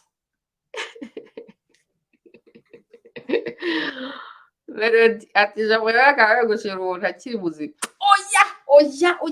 Okay, nanjye hari abantu njya nshima bakiri bazima. But what I'm saying is ni nayo mpamvu muri culture yacu tugira culture yo guterekera abazimu guterekera abazimu muri guterekera abantu washimaga ariko batakiriho noneho uri gucommunicatinga na spirit yayo kugira ngo spirit yabo igaruke ikomeze igufashe no mu buzima ugezemo. Urumva se naho abantu bakiriho oh man abantu bakiriho c'est pas la peine yo kubashima cyane umunsi wayobotse ibinyoma nabwo nkakugaya oya ahubwo umunsi wayobotse ibinyoma ni uguhayaringa umusniper akansnipinga bikagira inzira please umunsi wayobotse ibinyoma Melody uzahayaringa umusniper sniping please ndabikwisabiye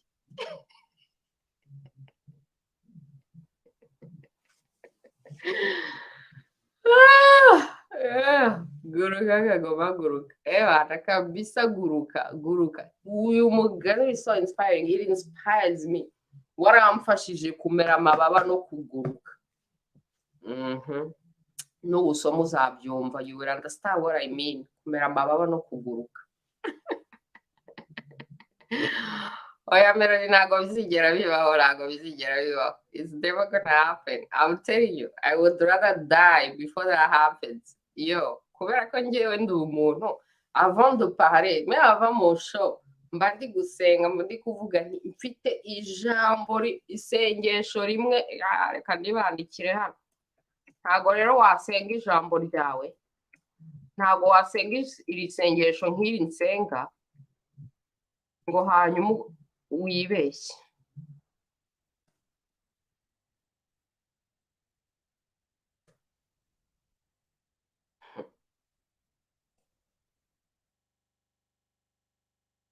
so ntago bishobora kubaho ntibizigera bibaho kubera ko ibintu byose maze kwiga mu buzima you know I was already like that ntaraniga ibintu bya spirituality even nkiri umwana nari umwana who always got in trouble kubera ko nabonaga ibintu nkabivuga cyangwa buri gihe I was always questioning my parents so that not gonna happen dore isengesho ryanjye buri gihe avant de parler avant de dire quoi que ce soit avant de commencer quoi que ce soit urumva se mba ndasenga ngo que tout mouvement de ma langue soit une manifestation de ma acte you know ma acte rero mwese anyways mu gitabo cyanjye gishyashya nzabibasobanurira neza you know so once you understand ntabwo ushobora kwibeshya mu buzima nta nubwo ushobora kubeshya mu buzima kuko uzi consequence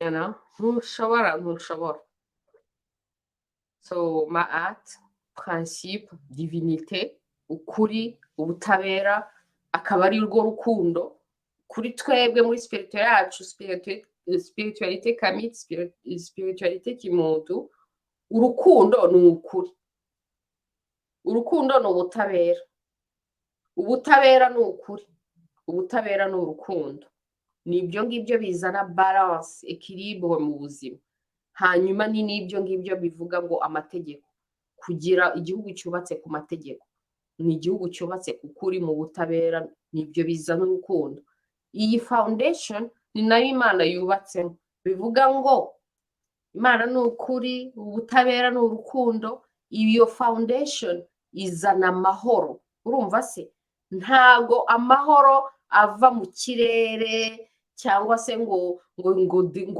ntago amahoro ari intambara ngo intambara irarangiye ngo kubera ko nta ntambara iriho ngo hari amahoro no amahoro foundation y'amahoro ni muri ma acte ni ukuri ni ubutabera ni urukundo balance amategeko ibyo bintu ni nabyo bizana amahoro mu buzima bwawe kuko njyewe nubwo bwose ngira drama nyinshi n'abantu benshi hanyuma nkagira no kuba outspoken no guchallenginga such a powerful dictatorship bikanzanira ibibazo byinshi anyways mbaho mu mahoro kubera iki foundation yanjye ari iyo ngiyo you know so that's what it is you know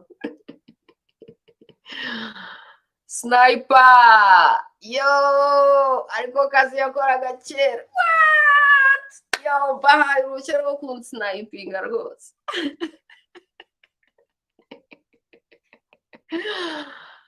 Ntiduzagutengwe dufitemo icyizere. Yo, njyewe my purpose ni ukutadisappointing Imana, you know. Iyo umuntu rero yamaze kuestablishinga standard, buri muntu agira standard ze mu buzima. Iyo wamaze kuestablishinga standard, gukorera Imana, gukorana n'Imana. Yo, can you imagine ko na my production company yitwa Imana and Uwacu Productions? Iyi logo yanjye muri kubona hano hejuru, iyi logo iri hano muri kona ya U&I. Yo, go and educate yourself, muzamenye icyo iyo logo isobanuye. So njyewe as a principal, kuvuga ko nkorera Imana deja binanyevita no. Donc the idea yuko ntashaka disappointing Imana ariyo standard yanjye, ni ukuvuga ngo niba ntashaka kudisappointing Imana, niba ntazigera disappointing Imana, abantu bari munsi y'Imana, donc automatically nta n'umuntu na disappointing, kubera ko my purpose ari first and foremost gukorera Imana no kutadisappointing Imana. Urumva mfite the highest standard, kubera ko ibaze kugira standard ya leadership yawe ari Imana. Urumva, Imana niyo muyobozi mukuru kuri njyewe, Imana niyo mupoliticien mukuru kuri njyewe. Urumva se, reka mbahe n'aka kantu bavuga kuri la politique. La politique, murebe njyewe uko na understanding politique, kugira ngo mwumve izo standard zanjye nizo zituma nkora kuri iyo level, nizo zituma ntashobora kudisappointinga abantu, puisque ntashobora kudisappointinga Imana, kubera ko ariyo nkorera.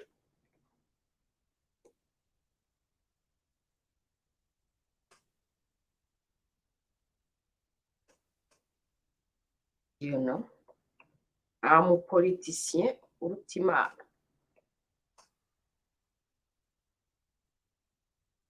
Ambibashyirireho. I love this so much. Sinibuka naho nayikuye, mais I just love it. Dore, ngo la politique, c'est l'harmonie des contraires, et Imana est le plus grand politicien. Kuko Imana ntibera, Imana niyo izi kubaho ikestablishinga harmonie des contraires. Non, mais murebere tous les contraires zibaho muri ino si, ariko Imana ikabasha kwestablishinga harmonie de tous ces contraires. Urumva se, ku buryo kuri njyewe ikibazo cy'abahutu n'abatutsi namaze no kukiresolvinga kera cyane, kubera ko l'harmonie des contraires bibwira ngo ni contraire, ngo bari opposite, bari different. Imana ibasha gukora harmonie de tous les contraires ziriho ku isi. Vous pensez vraiment ko ari petit problème y'abanyarwanda yananira Imana? Impossible. Rero Imana niyo standard yanjye, niyo inspiration yanjye, comme le plus grand politicien.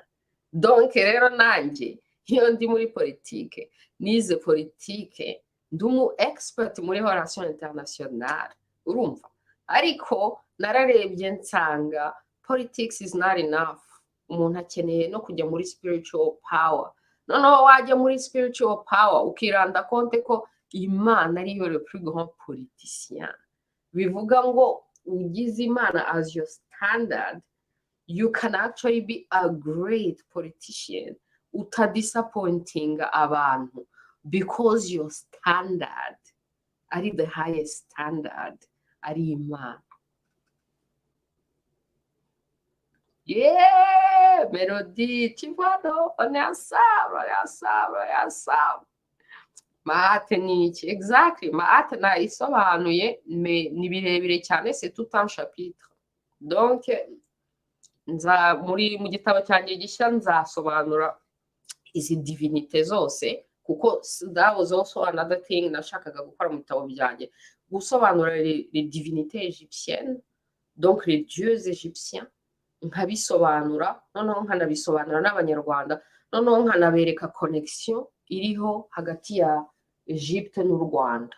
Urumva se, this is something so profound abanyarwanda bagomba kumenya, connexion iri hagati ya Egypte n'u Rwanda. Ubundi toutes les nations africaines zifitanye connexion n'iriya civilisation égyptienne, donc c'est à chaque peuple, chaque nation yo re-establishing their own connection. So I think one of my contributions nuko nzaba nabashije ku-establishing iyo, ku-re-establish iyo connexion iri hagati y'abanyarwanda na ancient Egypt, Kemet, urumva, baba ari abahutu, baba ari abatutsi, baba ari abatwa, those three prototypes ziri represented muri ancient Kemet. Ikindi nanakundira ancient Kemet nuko urabibona neza, abahutu, abatutsi n'abatwa bari represented muri ancient Kemet, kandi bari kuviva en harmonie, en complémentarité, ukavuga uti wow, u Rwanda ni so special, u Rwanda ni so special, ariko nibaza ko abanyarwanda batazi how special they are. Noneho abanyarwanda babaye diminished to go into their lower self. Ndashaka kuzura the higher self y'abanyarwanda. Ubera ko hahora hari the lower self and the higher self. Kugarura abanyarwanda muri their higher self. Uko mbona ni nk'uko mbona ancient Egypt, ari nk'ukuntu, ari nk'u Rwanda within its highest level. Urumva se? It's so beautiful. So beautiful. Anyways. Iyo ukoze neza ugiye gushimwe shenge.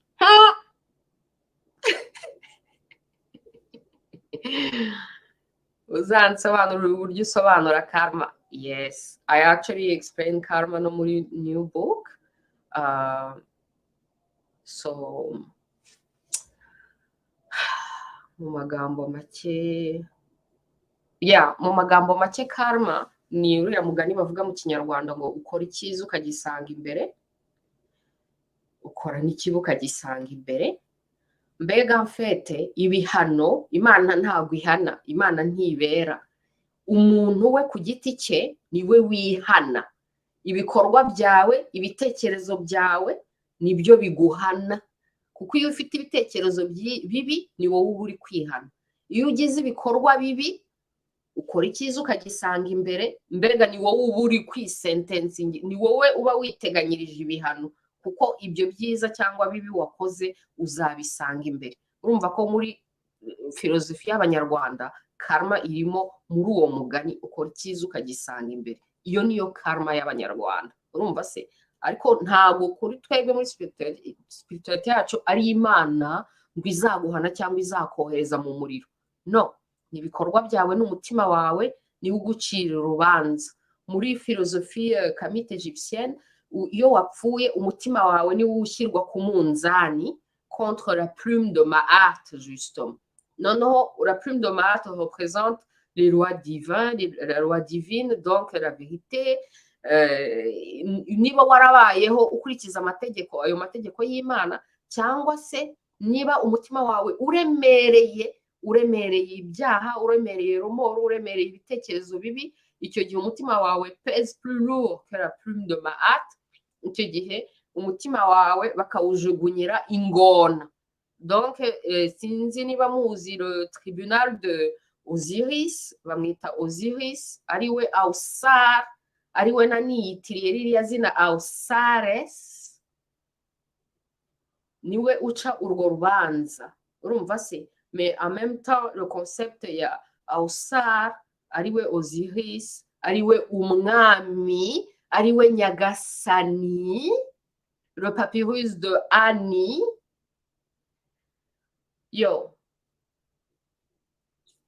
Donc ni izo ucirwa urubanza n'ibikorwa byawe n'umutima wawe, ari wowe ubwawe ku giti cyawe wicira urubanza, atari ukuvuga ngo uzahanwa. Noneho rero mu gihe umutima wawe utapashije muri iyo tribunale, urongera ukagira chance, kubera ko bawujugunyiye ingona, bawujugunyiye inyamaswa. Igihano ni ukongera kuvukira mu mubiri, kongera kuvukira mu mubiri w'umuntu, ukongera ugatangira ishuri, ukongera ukarokomansa a zero, ukongera ukagerageza kubaho udevelop ubumuntu bwawe n'ubumana bwawe, because only the divine and the divinity goes through and survives. Bya bindi bavuga ngo ukuri guca mu ziko ntigushye, ukuri niko konyine kugomba gusurvivinga, ibindi byose bigomba gushya. Noneho ariko buri muntu ntabwo ari ukuvuga ngo abantu barashya ngo bakabaho ngo eternellement mu muriro, ni ukuvuga ngo ugira indi chance yo kongera kuvuka no kongera gushaka kuba umuntu no kuzamuka ukava mu bunyamaswa ukagera mu bumuntu ukagera mu bumana, noneho kugira ngo uzabeho, because only ukuri kuzasurvivinga. Sinzi rero niba mu magambo make ubyumvisheho gatoya. You are profound and too spiritual today. Hey, ako yasomye umunsi kadusangiza. Sha byahese sha, untegereje ko turangiza show nyine ngo njye kugasoma nyine.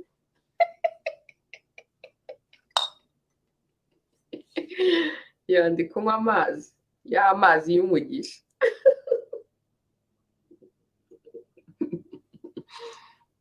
Ya ntari kunywa amazi mba ndi kunywa amata, kubera ko nyine tuba turi muri show nyine, you know, until tugeze after work.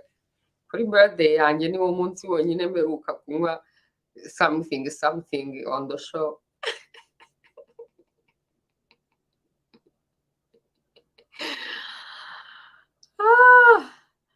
Mfite ikibazo nakomeje kurangarira ta Patrine. Quoi? Non mais là, voilà vraiment. Il fallait me dire depuis. Qu'est-ce qu'il y avait? Car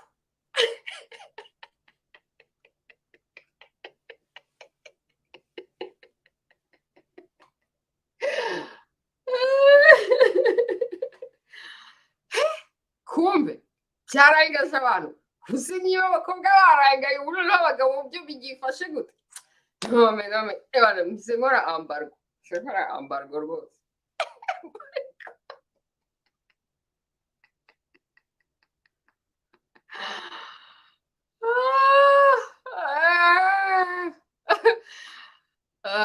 Karara cyatoriga yo ambargo yabaye kabisa, nimero dutumye hazaho ambargo.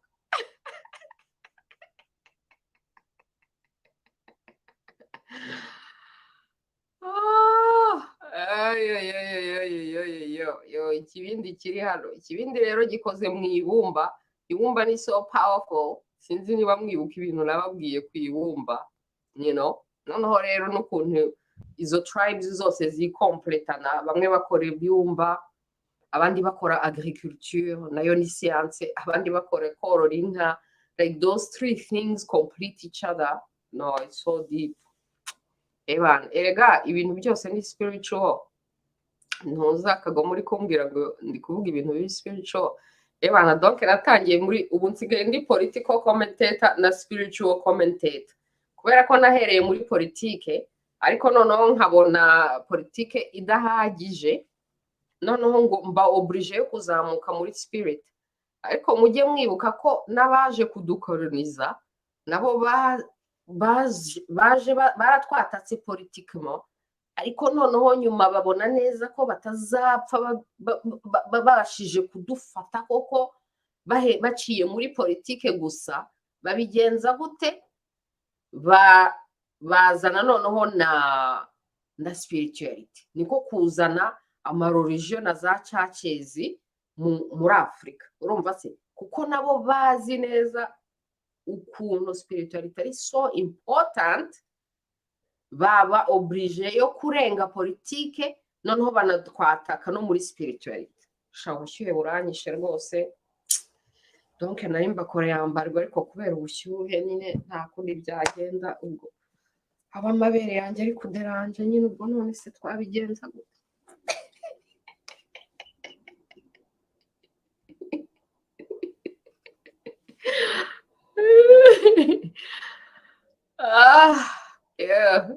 Bijya binseza cyane iyo ubonye nk'umugabo, abagabo binaha ngo biyidantifiyenga nk'abagore, ukabona hari uwigeze kumbwira nyine ngo asigaye yidantifiyenga nk'umugore, ubwo nyine yashyizeho n'amabere nyine. One of the things bakora kugira ngo bavuge ngo batangiye kwiyidantifiyenga n'abagore nk'umugore, ari kugira amabere, right? Ari like a classic identity y'umugore, right? Noneho rero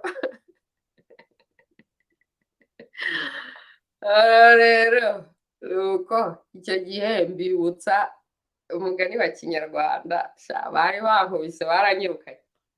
Umugani wa kinyarwanda murawibuka uvuga ngo kuba umugore si amabere kuko n'ihene zirayagira.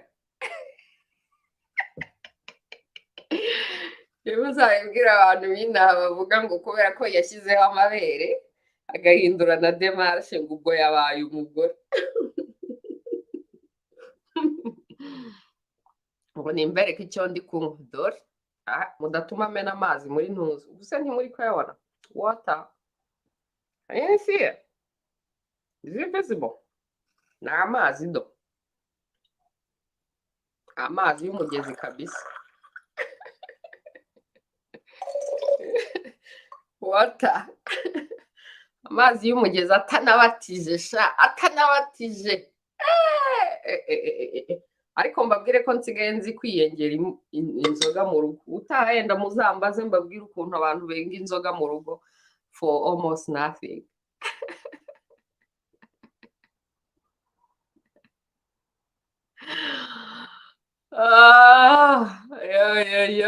Dore rero ibyo nkweyo ndabigoye bana kabisa merci Melodio.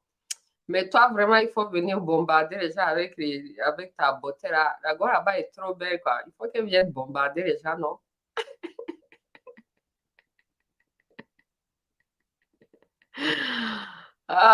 Merci les amis, merci les amis. Ushatse wabatiza amasaha yageze. Bana mva kuri kamera bitangira kubatiza ariya amazi. No, ndi bujye kunywa the drink that I've been making. Nsigaye nkora wine. Pineapple wine. Pineapple wine. So go get my pineapple wine. Utaha muzambaza ibya pineapple wine nzababwira uko bakora pineapple wine. Abuze poitrine ntabwo babuze amabere. None se poitrine murabona izo ari muscle. Abagabo bagira poitrine ari muscle. Abagore se natwe tugira poitrine ari muscle. Muscle se twazikurahisha. Njye ndi mwene w'abantu sinshobora no gukandagira muri gym. Ku buryo kunsaba muri muscle. Bana byahise. Keretse ngomba kujya gushaka musaza wanjye. Akaba ari we nerekana muscle ze cyangwa undi mugabo tuziranye akaba ari we nerekana muscle. Ku giti cyanjye nta muscle ngira wa. Nta nizo nshaka. Bana kabisa. I don't even think ko abakobwa bagoye kugira muscle kabisa. For what?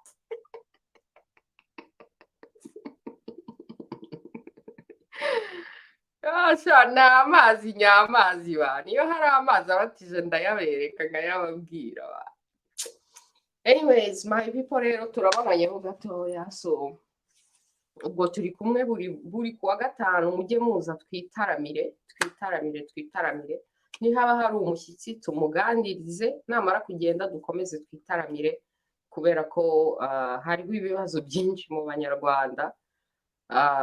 Kandi vraiment I'm here to participate mu kuzana solution. Ndashaka guparticipa mu kuzana solution. Ndibuka kera bari kudusobanurira ngo umu-intellectuel ni iki? C'est quoi un intellectuel? Reka ndangirize kuri ako ngako. Nk'uko Cheikh Anta Diop, sinzi niba ari Cheikh Anta Diop wabivuzeho somebody else, avuze ngo un intellectuel c'est quelqu'un qui identifie un problème et qui apporte une solution ou qui décide d'être une solution. Bivuga ngo un intellectuel, umu-intellectuel, ubwo mu kinyarwanda ni intellectuel kuko ntago nzi intellectuel mu kinyarwanda ibyo ari byo, ariko abanyarwanda bavuga aba intellectuals, intellectuel. Umu-intellectuel ni umuntu ureba muri sosiyete akabona ikibazo kiriho akazana igisubizo cyangwa wubwe akaba igisubizo. Urumva se? ntago bivuga ngo umwintellectuel ni umuntu wize. No. No. Ushobora no kuba uri muri village utarakandagiye mu ishuri, utazi gusoma no kwandika. Ubundi abantu bibwira ko kwiga ari ukumenya gusoma no kwandika cyangwa kujya mu mashuri, kujya muri university. No, ushobora no kwiga, ukiga kureba nature, ukiga kureba ikirere, ukiga kumenya n'iryari imvura izagwa, ukiga kuvusha imvura. Hari ubumenyi bwinshi cyane butari mu bitabo, butazigera bujya no mu bitabo, butari mu mashuri, butazigera bujya no mu mashuri. Rero kuba intellectuel nta hantu bihuriye no kuvuga ngo warize ufite za doctora cyangwa se iki. Ushobora no kuba umuturage utazi gusoma no kwandika, urumva se, ariko ubwenge buri muri muntu wese. Ntabwo bikeneye ushobora kugira ubwenge utarakandagiye mu ishuri, ugakoresha ubwenge bwawe Imana yakwihereye, ukareba ikibazo kiriho muri sosiyete, ukagerageza kugishakira igisubizo. Icyo kibazo gishobora kuba ari amatara, gishobora kuba ari iki, ikibazo icyo ari cyo cyose. Upfa wowe gusa uri umuntu ubasha kubona ikibazo kiriho, ukavuga uti solution, mfite igisubizo, cyangwa se njyewe ubwanjye nzaba igisubizo. Urumva? Icyo gihe uba uhindutse umwintellectuel, uba uri umwintellectuel. Warebye sosiyete urimo, sosiyete wavukiyemo, cyangwa se sosiyete iyo ari yo yose, ubonye ikibazo, uzanye igisubizo, cyangwa se wowe ubwawe ugerageje kuba igisubizo. Ibyo nibyo bita kuba umwintellectuel. Njyewe rero nararebye mbona muri sosiyete nyarwanda harimo ikibazo, ndagerageza ndavuga nzazana ibisubizo, nzagerageza no kuba kimwe mu bisubizo dukeneye. Kimwe mu bisubizo, ngomba kuba kimwe mu bisubizo, nkanazana n'ibisubizo. Dufite ikibazo cya freedom of speech, ngomba kuba igisubizo, ngomba kuba freedom of speech, ngomba ku represent freedom of speech. Ntabwo izava mu ijuru, izabaho kubera ko hari abantu bahagurutse bakaba yo, hanyuma barangiza bakanashyiraho platform yo gupromoting your freedom of speech. Ibintu naharaniye, narahagurutse njya gushaka mu mateleviziyo no mu maradiyo y'inaha, ndabacengera, ndabinjira, ndabyiga, ngira training, ndangije nsigaye nkorana n'iriya channel ya televiziyo y'inaha yitwa SHAW. Urumva se, ni initiative personnelle, kubera ko navuze ngo ndashaka gukorera Imana, ngaparticipa mu bisubizo, ndashaka kuba umwintellectuel, nidantifiye ikibazo, nzazana igisubizo, nzaba kimwe mu bisubizo. Urumva se, kandi rero ntago mpreaching abantu ngo mukore. I practice what I preach. Ibyo mba ndi gupreachinga mba ndi kubipracticing. Nibyo rero, ntago mvuze ngo buri wese akore nk'ibyanjye. Buri muntu ni unique, buri muntu afite doze, buri muntu afite impano ze, buri muntu afite uko Imana yamuremye, buri muntu ashobora gukemura different problems. Dufite so many other problems, ntago abantu bose bakora bimwe. Urumva se, niba imba kubwira ngo ngwino kuri kamera, niba atari ibintu byawe, hari ibindi bibazo ushobora gukemura. Ntago ari ngombwa ko abantu bose bandika ibitabo, ntago ari ngombwa ko abantu bose bajya kuri kamera. Urumva se, it's just one venue. Utabishoboye cyangwa utabishaka, hari ibindi bikurimo, hari ibindi Imana ishobora kugukoresha, hari izindi talents ufite, hari ibindi bibazo ushobora gukemura. So urebe niba hari ibindi bibazo nawe wakemura. Right? In the meantime, this is mine. All right, my people. Merci la famille. Mélodie Agassaro, merci. Très bon week-end à toi aussi. Merci énormément. Ngiye kare gusa umwe muri sangahe, deje mwebwe abari muri Europe na hehe hose amasaha yagiye. Nibe nanjye mwavuga ko tukiri kare. Là il est 15h15 à Vancouver exactement. mwebwe se aho muri sangahe? People, tell me where you are. Mwe muri muye, write your cities and your countries. Ndebe mwebwe muri hehe. You know? So yeah, ngiye gukomeza Friday nubwo nyine, you know. Ngiye gukomeza Friday sha namwe mbereke muryame, ndabona abantu bari hirya no hino ku isi ari so late. Nairobi saa 7 z'ijoro. Dakar nkuriya mujene waje hano yarari muri Guinée bageze 22h, London 23h, Paris minuit, Kigali yo simbona ari mwebwe mugeze mu gicukura. What? Yo, Melody, tu vois ça? Minuit. Oh my goodness. Yo, c'est lointain. Yo, ni mwebwe mukeneye kujya kuryama. Ngewe ubu ngubu ngiye gukomeza party hamwe n'Abanigeria.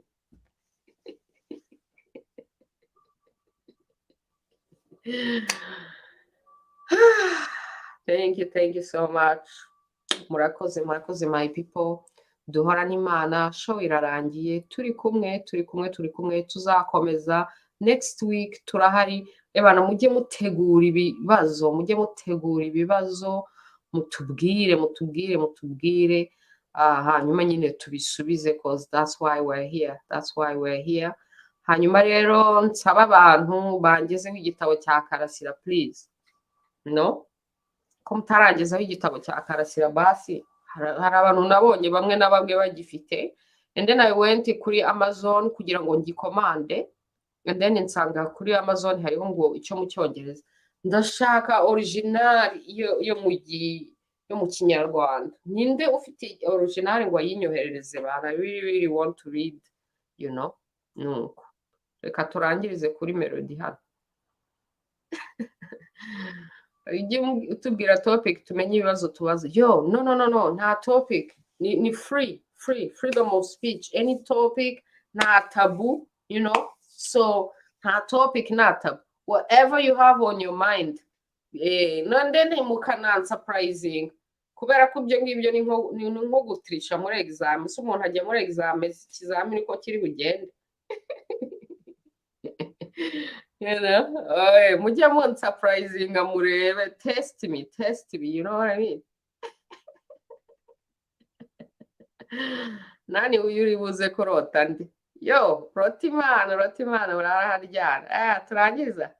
Murotimana, Abanyarwanda baravuze ngo Murotimana uraraharyana, you know. My people, thank you so much. Turi kumwe kuyavuga siko kuyamara, n'ubutaha tuzagaruka, right? Okay, reka rero mbareke kugira ngo mve kuri aya mazi njye kuyandi mazi, namwe muzi, namwe muriho.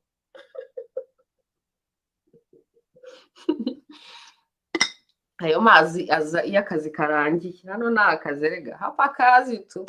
Anyways, my people, thank you so much. I appreciate you. Turi kumwe. Naho ubutaha. Next week nakagaruka. I'm here for you. You and I. All right. Ijoro ryiza. Dore mbashyirireho my logo. Noneho yenda mbahe na dohwari muzagerageze kumenya icyo isobanuye. Hint. Company yitwa Imana and Uwacu Productions. Hints. So murebe if it's inspiring you something. Kuko nakoresheje symbolism, but at the same time, you know, kera n'Abanyarwanda bandikaga muri symbolism. Izi symbolism nakoresheje harimo iyo Abanyarwanda bakoreshaga kuva kera abasekuruza bacu. Symbolism barayikoreshaga kandi bari bayizi. So, you know, muzabyigeho mumbwire.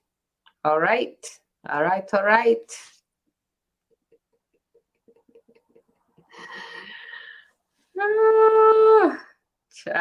Ciao. Duhorana Imana, my people. Thank you so much for being here. Yeah, we are done, yo. kare kare kare